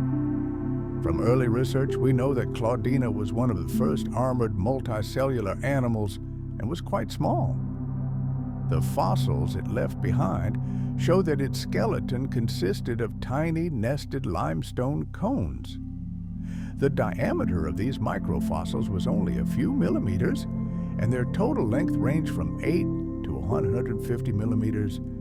Claudina lived in huge colonies, attaching to each other and to hard surfaces on the seafloor. They formed a kind of natural cement that created the strong, rocky structure of the reef.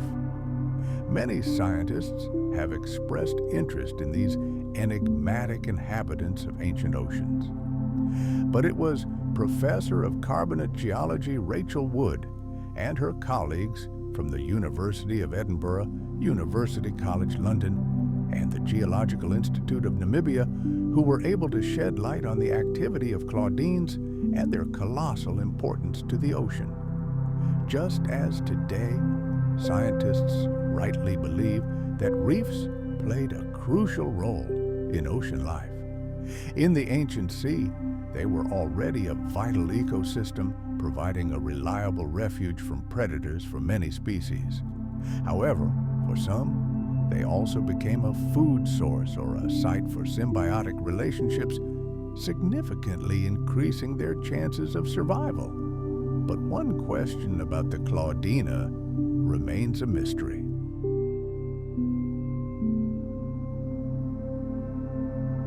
although life was only just beginning its complex journey at that time, one thing is clear. In the Neoproterozoic, it was already undergoing radical changes that shaped the shape of the future planet. One need only glance at the kaleidoscope of climatic, geological, and biological events that occurred during that time. Over 1 billion years ago, Earth was undergoing monumental processes. During the Neoproterozoic, the planet experienced severe ice ages. Supercontinents formed and disintegrated, tectonic plates shifted, volcanoes erupted, new species emerged, and most importantly, oxygen appeared in the atmosphere and oceans. Oxygen played a key role in the formation of Earth's protective ozone layer and also forever changed the living conditions for the first aquatic creatures. It's astonishing the transformations that occurred in just a few million years. While life previously consisted mainly of bacteria and algae, we now see a whole diversity of multicellular organisms inhabiting the oceans. These organisms take on the most bizarre forms, some of which resemble feathers. Furthermore, a new, advanced type of body structure, bilateral symmetry, emerged, something never seen before. The first animals with hard skeletons appeared, facilitating the spread of other species and the formation of what can be considered the world's first multicellular reefs.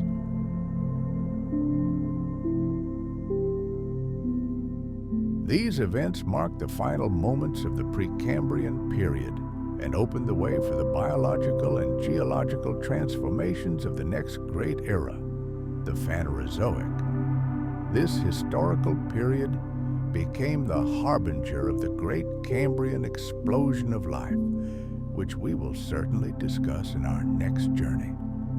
But what might the planet have looked like during the Cambrian period, which marks the beginning of the Paleozoic Era? During the Precambrian, there existed a vast supercontinent, Rodinia, which encompassed virtually all of the world's landmass. Under the influence of inexorable tectonic forces, it gradually began to fracture and break apart, and giant chunks of continental crust began their slow drift across the world's oceans. Shortly before the start of the Cambrian Era, 2 new continents had already formed on Earth. The larger of these, Laurentia, became the basis for most of North America as we know it today. Fast forward hundreds of millions of years into the past to a planet we would not recognize today. The ancient supercontinent of Rodinia broke into gigantic fragments, and these landmasses began their great drift across the world's oceans. One of these titanic fragments, known as Laurentia, contained the beginnings of what would become North America, excluding Florida, as well as Greenland and Scotland. The second, smaller in size but no less important, formed the core of what would become Siberia, the so-called Siberian Shield.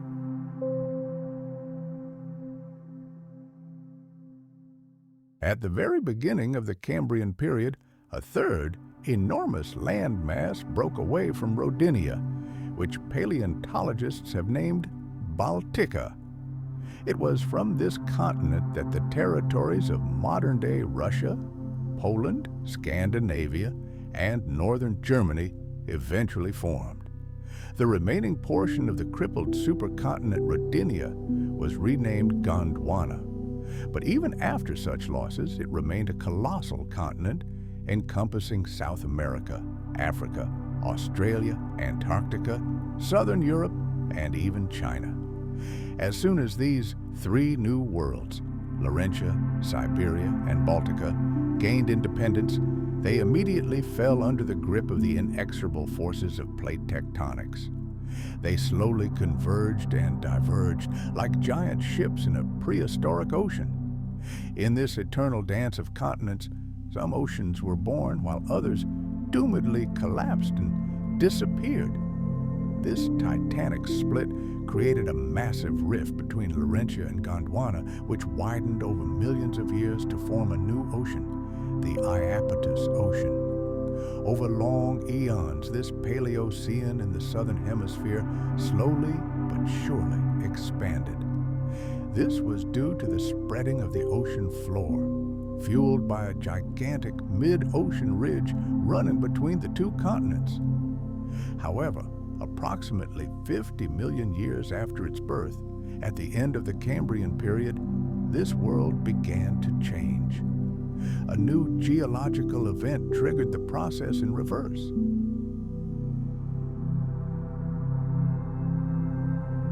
South of Laurentia, a subduction zone emerged, a place where one oceanic plate began to slowly subduct beneath another.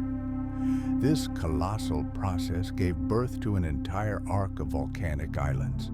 Millions of years of eruptions on these islands ejected tons of ash and lava, which mixed with gigantic deposits of sand and silt that accumulated between the Laurentia continent and this chain of fiery mountains. Gradually, this zone turned into a gigantic sediment trap, which ultimately led to the slow closure of the Iapetus Ocean, which was completed approximately 20 million years later in the Silurian period. Moreover, the small continental blocks that had broken away from the Great Gondwana also rushed northward. All these events, combined, doomed the Iapetus Ocean. Its waters were compressed as if in a giant vice. When Laurentia finally reached the edge of this island arc, a collision occurred. This was the beginning of a long and painful process of mountain building.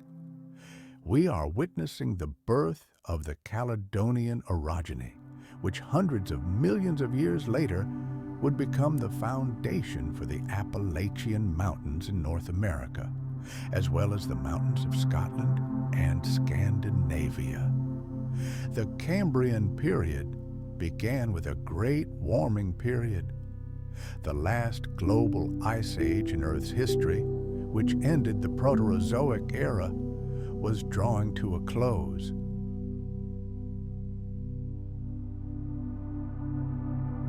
The glaciers melted, and the climate became increasingly warm, leading to a significant increase in average temperatures, even higher than today.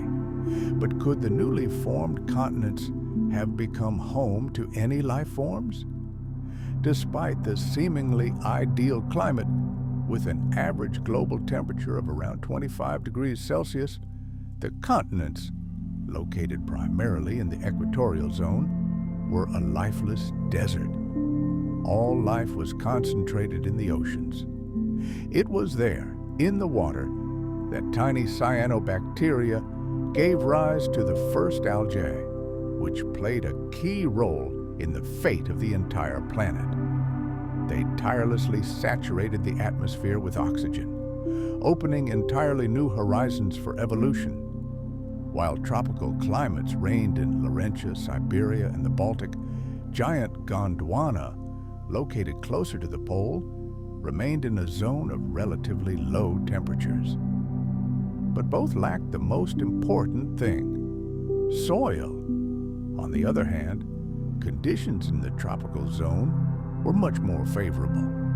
The atmosphere was already 20% oxygen, and the carbon dioxide content was 0.5%. However, there was one fatal problem. The ozone layer, our invisible protective shield, was still too thin to protect the land surface from the sun's deadly ultraviolet radiation. This deadly radiation rendered the continents completely sterile and unable to support life.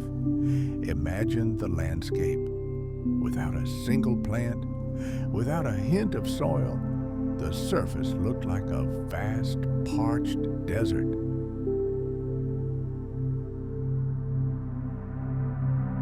Only the inexorable movement of tectonic plates and powerful erosion slowly transformed the appearance of these lands, consisting of bare rock and plains cracked by the heat. However, the shallow, warm oceans were able to take full advantage of these favorable conditions. From the very beginning of the period, the waters were populated first by single-celled organisms, and then by the first multicellular organisms. In those distant times, when living things did not yet have nuclei like modern cells, prokaryotes, single-celled microorganisms like bacteria and archaea ruled the world. They were accompanied by the familiar cyanobacteria, which had existed since the Proterozoic.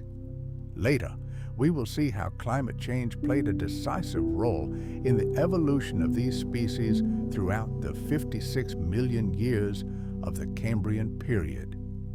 Approximately 600 million years ago, at the end of the Proterozoic Era, just before the Cambrian period, the enigmatic Ediacaran fauna emerged on the planet. It consisted of strange, soft-bodied organisms resembling leaves or tubes. These creatures flourished for nearly 56 million years, then suddenly and without a trace disappeared. The cause of their extinction remains one of the greatest mysteries of paleontology. Traces of this mysterious fauna are found all over the world. It consisted of primitive ancestors of later animal groups, jellyfish-like organisms, corals, anaerobic bacteria, segmented worms, and arthropods.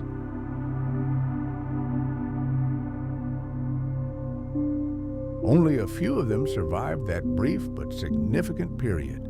However, the events that followed their disappearance were so dramatic that they marked the beginning of an entirely new era, the Cambrian. It was the Cambrian period that marked the beginning of the true fossil record. After the end of the last ice age, the planet was transformed. Temperatures became significantly milder, and sea levels rose, flooding coastal plains and creating vast shallow seas. These ideal conditions triggered an explosion of underwater life. But it wasn't just about quantity. On a geological scale, practically overnight, such a staggering diversity of new anatomical forms emerged that scientists call it the Cambrian Explosion. It was an unprecedented evolutionary event, a turning point in the history of life on Earth. Some researchers even call it the Great Zoological Breakthrough. Most modern animal phyla arose during this period, between 540 and 505 million years ago. And although many of these first multicellular creatures later died out, the Cambrian Explosion gave rise to an incredible diversity of the animal kingdom. Living organisms first acquired hard body parts, shells, carapaces, and even the first skeletons, which left an indelible mark on the fossil record. Most of them were still soft-bodied, like worms and sponges. However, it was then that the first arthropods appeared, the distant ancestors of modern crabs, spiders, and insects.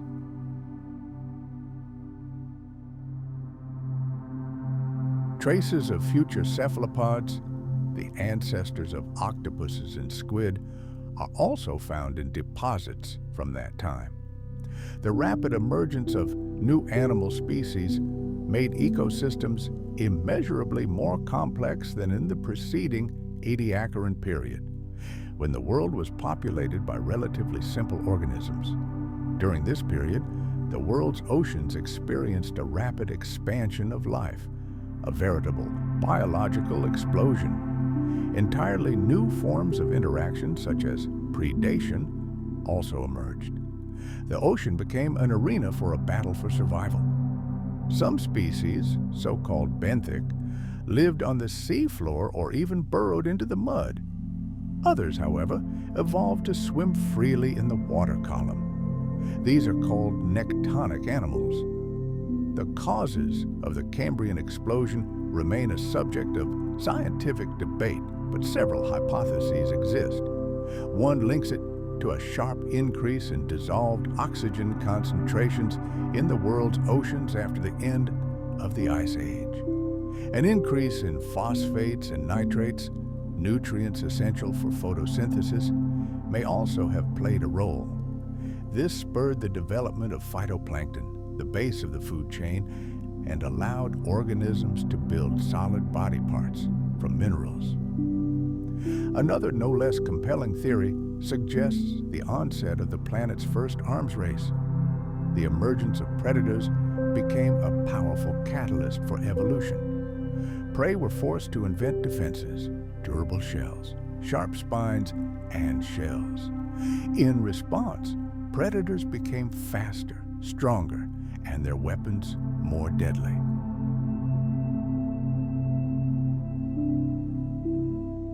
This endless cycle of attack and defense ignited an evolutionary fire that gave rise to an incredible diversity of forms.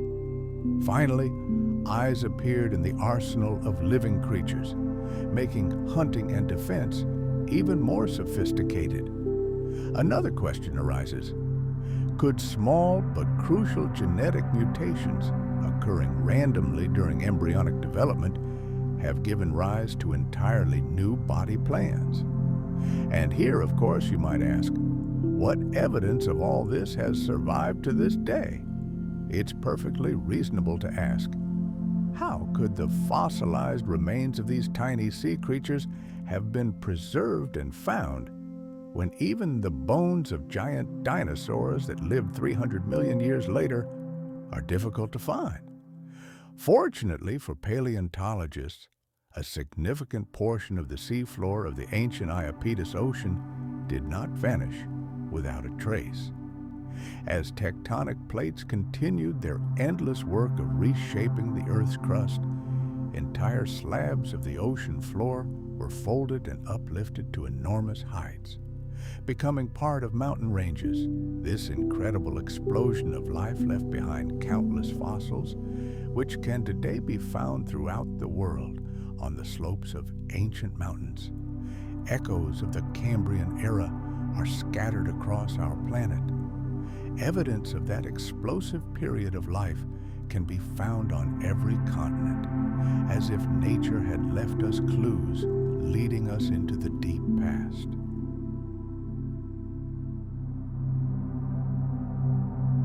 However, everything we know today about this dawn of the animal world is based on the study of the few remains that have survived hundreds of millions of years. And paleontologists, like time detectives, continue their tireless search through these unique geological archives. Europe, and France in particular, holds many such treasures. In the southwestern part of the Massif Central, in a place called Montagne Noire, or Black Mountain, astonishing discoveries have been made. Ancient fossils also peek out from the rocks in the Pyrenees and Normandy. But it was the Ardennes Mountains that were destined to make history. It was here, back in 1888, that the very first Cambrian fossils in France were found. These were the remains of trilobites, legendary creatures of that era, whose shells are forever imprinted in stone. But let's move on to another place, to one of the most incredible paleontological discoveries in history. Imagine August 30th, 1909. A paleontologist named Charles Doolittle Walcott was trekking through the wilderness of the Canadian Rockies.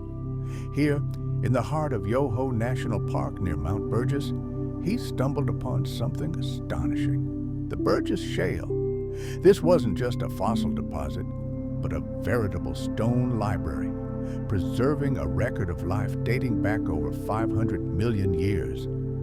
Slate itself is a sedimentary rock, formed from compressed clay and silt. But in these dark, layered rocks that split so easily, Walcott discovered something utterly enigmatic.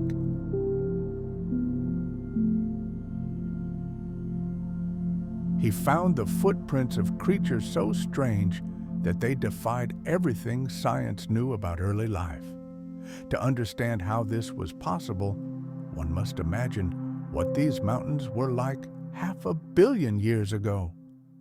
Back then, the waters of the ancient Iapetus Ocean lapped here.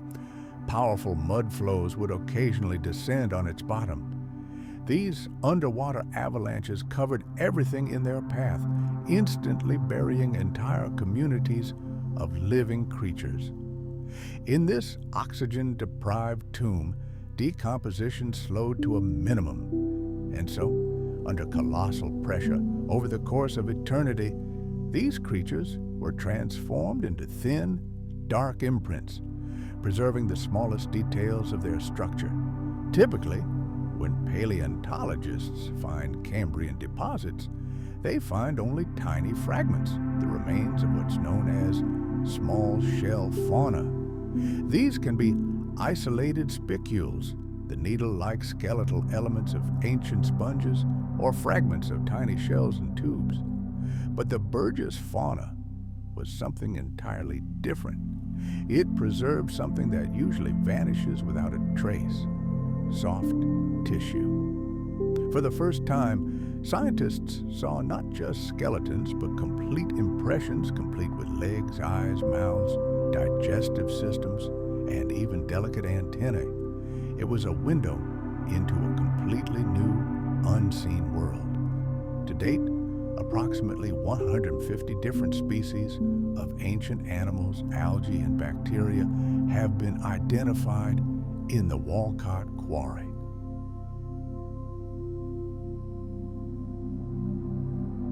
Thousands of specimens collected in collections around the world have allowed scientists to reconstruct an entire prehistoric ecosystem for the first time. The statistics were staggering.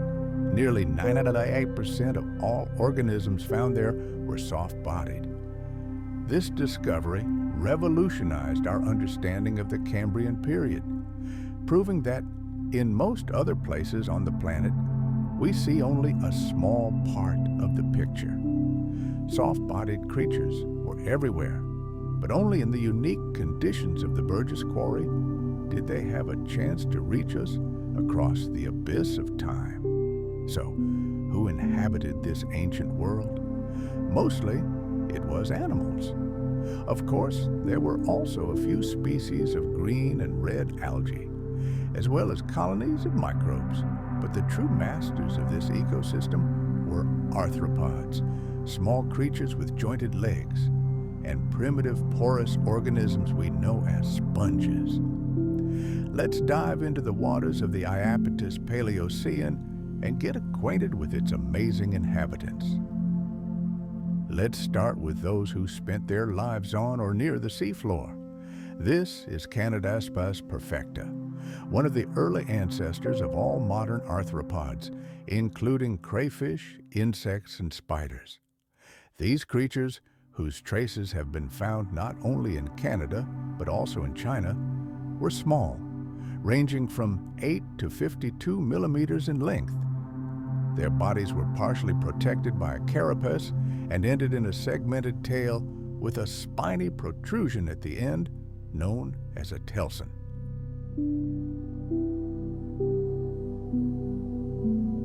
Their heads bore a pair of eyes as well as 2 pairs of antennae, one short, the other longer, likely for detecting odors in the water. Under the animal's head were 6 pairs of limbs, each armed with a sharp claw. Its torso consisted of more than a dozen segments, and its thorax bore 8 pairs of legs, also equipped with claws.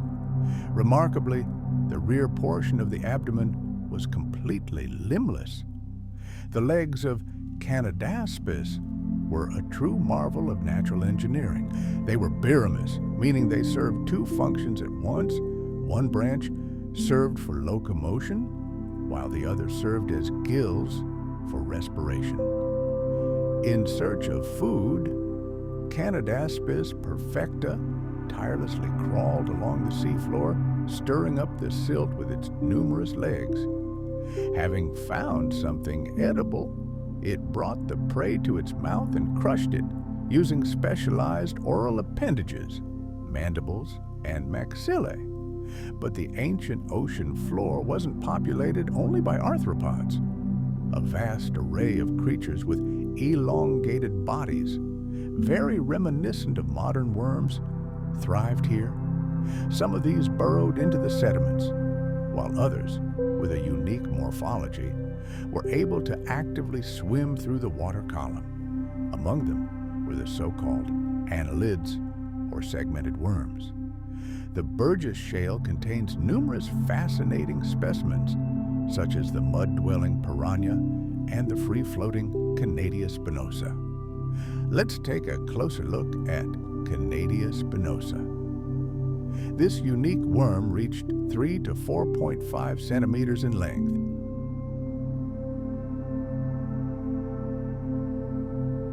But its most distinctive feature was the dense, stiff bristles that covered its entire back.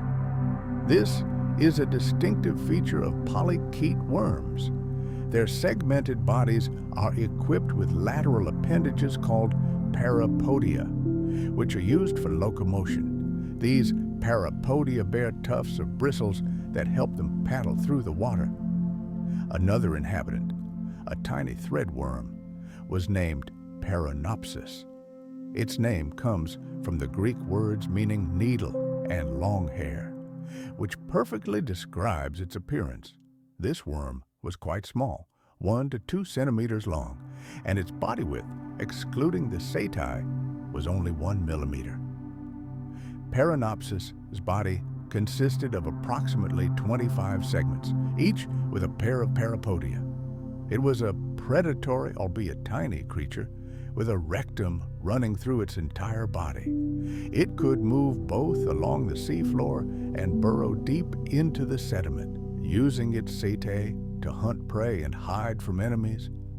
However, a much larger worm, a true Cambrian apex predator, was also discovered among the amazing Burgess fauna. Its name is Autoya prolifica, a creature many would consider a monster. It grew up to 11 centimeters, and its broad head was crowned with 50 sharp hooks. Because of its shape, it was nicknamed the arrow worm.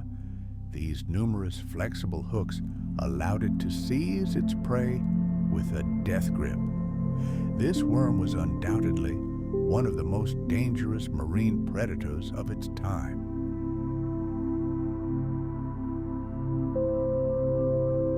Amazingly, descendants of these creatures still live in all the world's seas today. And although they now rarely exceed a few millimeters in length, they behave as formidable predators, terrifying young fish and small crustaceans. The seafloor was also home to brachiopods, animals that may well have themselves been prey to predatory worms. These organisms were filter feeders, enclosed in bivalved shells. They typically attach themselves to the seafloor or other creatures with a flexible foot-like organ. Micromitra burgessensis was one such brachiopod, reaching a maximum length of just 10 millimeters. Its name translates from Greek as little turban. The shell of this species was decorated with pronounced raised lines radiating from the center, creating an elegant diamond-shaped pattern. Long, thin setae grew along the edges of the shell, extending far beyond it. But while the seafloor bustled with its own leisurely life, creatures that carried the future were already swimming in the depths of the ancient ocean. These were chordates, creatures with a dorsal string or notochord, a primitive analog of the spine. Among them was Pikaia, a fossil from the Burgess Shale, which is undoubtedly the most primitive form of chordate known to science at that time. This humble ancestor of all vertebrates, including us, was already sailing the waters of the Cambrian world. Imagine, a creature that resembled a worm, but this was no ordinary worm.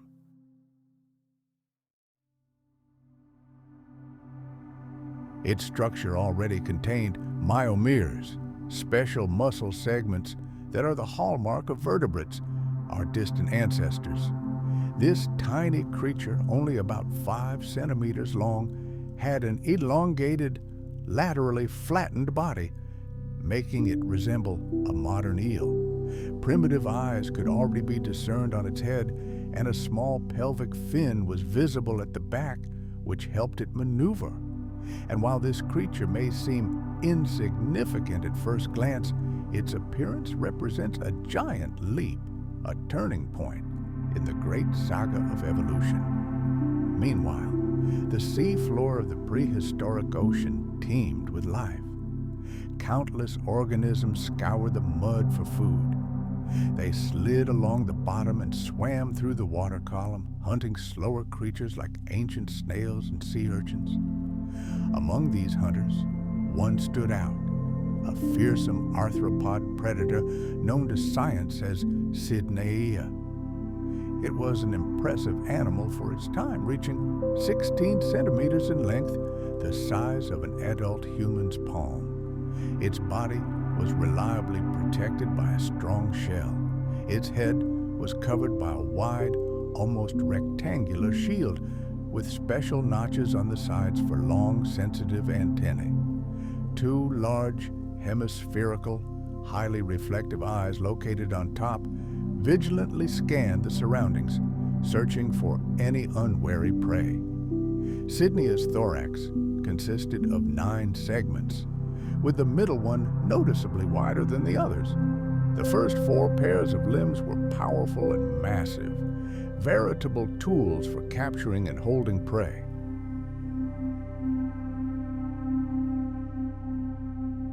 The remaining appendages, however, were lighter and ended in needle-sharp claws. The next 5 segments bore completely different appendages. They were connected by tufts of thin threads that, from the side, resembled peculiar wings. Finally, its abdomen consisted of 3 slender segments topped by a triangular tail fin. This tail, consisting of 2 large lobes, acted like a powerful rudder. This predator's entire structure was dedicated to a single purpose: hunting. Its 4 front pairs of legs allowed it to confidently move along the seafloor, while its 5 rear pairs, equipped with thread-like appendages, enabled rapid movement through the water. Scientists believe these same threads also served another vital function. They acted like gills, saturating the body with oxygen. Near the mouth were barbed appendages that, like millstones, mercilessly ground up food. Its eyes and antennae served as its guidance system, allowing it to track prey, which it would seize with its forelimbs and crush immediately. But the world of ancient arthropods was full of other, even stranger creatures. Take a look at this creature, Opabinia regalis. It stood out from its fellows in one completely insane detail. It had not 2, but 5 eyes. This incredible morphology, complete with a strange trunk-like frontal appendage, made it a true paleontological icon.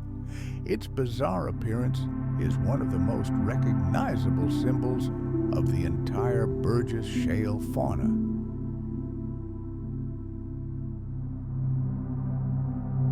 The creature's body reached 10 centimeters in length. On its sides were paddles and gills, which merged into a large fan-shaped fin at the tail. Not including the proboscis, its body length ranged from 4 to 7 centimeters. On the front of its rounded head was a veritable crown of 5 bulging eyes, perched on short stalks. But the most astonishing feature was its proboscis. 4 times longer than its head, it was incredibly flexible and mobile. At its end was a claw, resembling a mechanical gripper, studded with 5 tentacles and 6 sharp spines. The mouth, oddly enough, was located on the underside of the body and pointed backward. Opabinia's body consisted of 11 segments, each bearing a pair of lateral lobes with gill plates. Imagine this fantastical sea creature in motion. It soared through the water thanks to the undulating hypnotic movements of its lateral lobes, which acted like dozens of tiny propellers. A long tail fan served as a rudder, allowing it to maneuver with astonishing precision. A flexible proboscis tipped with a claw was the perfect tool for catching soft-bodied prey. Upon spotting its prey, Opabinia would swoop in, grab it with its mechanical tentacle, and bring it to its hidden mouth. The sea floor at that time was literally strewn with echinoderms, a special group of organisms whose bodies were protected by a mineral skeleton. Their main characteristic was pentaradial symmetry.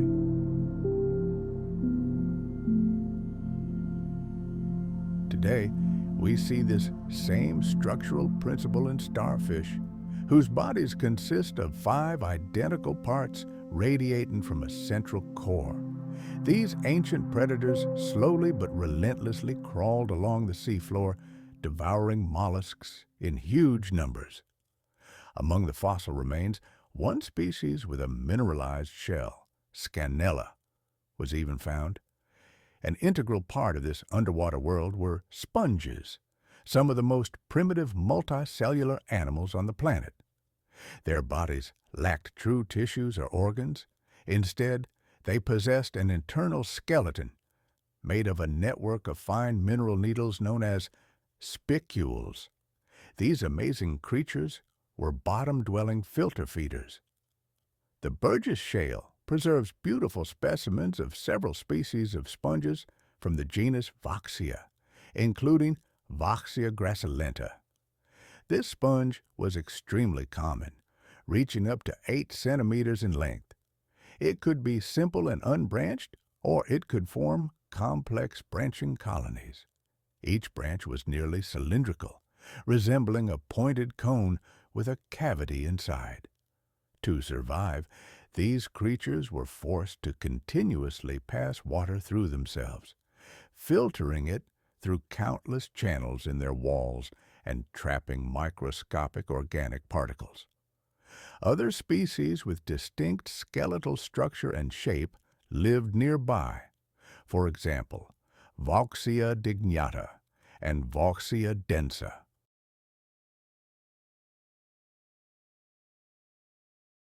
These sponges could grow up to 15 centimeters in diameter, forming veritable underwater thickets, the perfect refuge for numerous small bottom-dwelling animals. However, the most famous sponge from these deposits is undoubtedly Hazelia palmata. It belonged to an advanced group of sponges and was distinguished by an incredible diversity of shapes.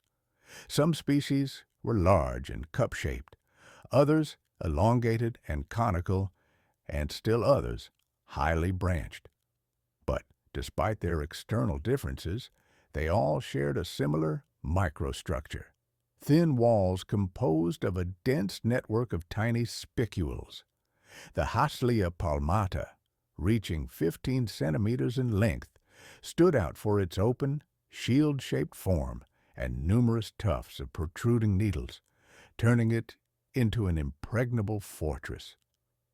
Among the arthropods scurrying along the bottom alongside these sponges, Neroia stands out, often compared to the famous trilobites. This small marine animal, no more than 4 centimeters long, possessed 2 ovoid dorsal scutes that reliably protected its body.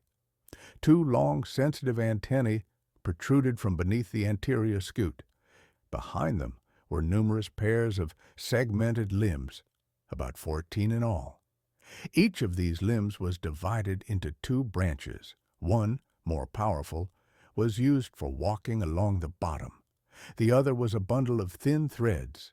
These were its gills.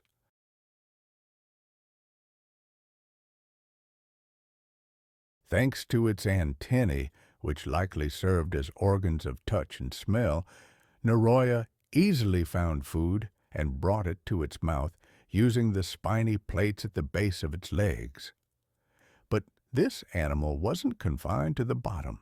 If necessary, it could make short swims, using its thread-like gills for paddling.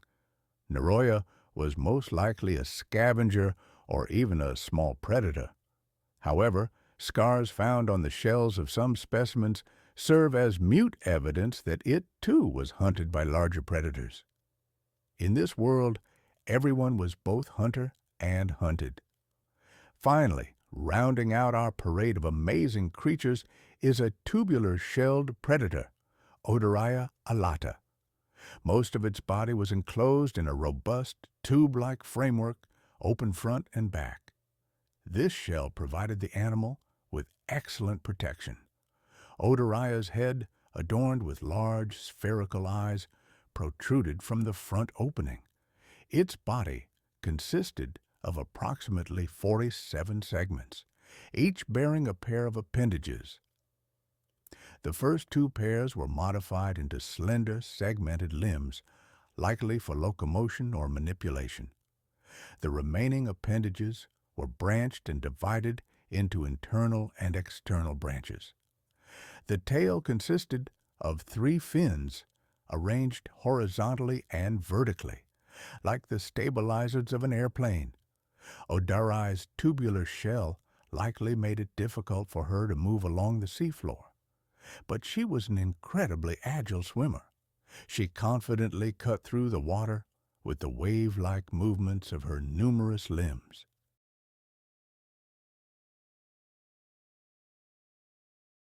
Her body acted like a powerful pump.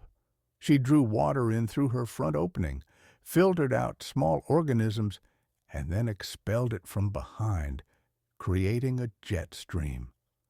She was a living underwater vacuum cleaner, a unique and deadly predator of her time.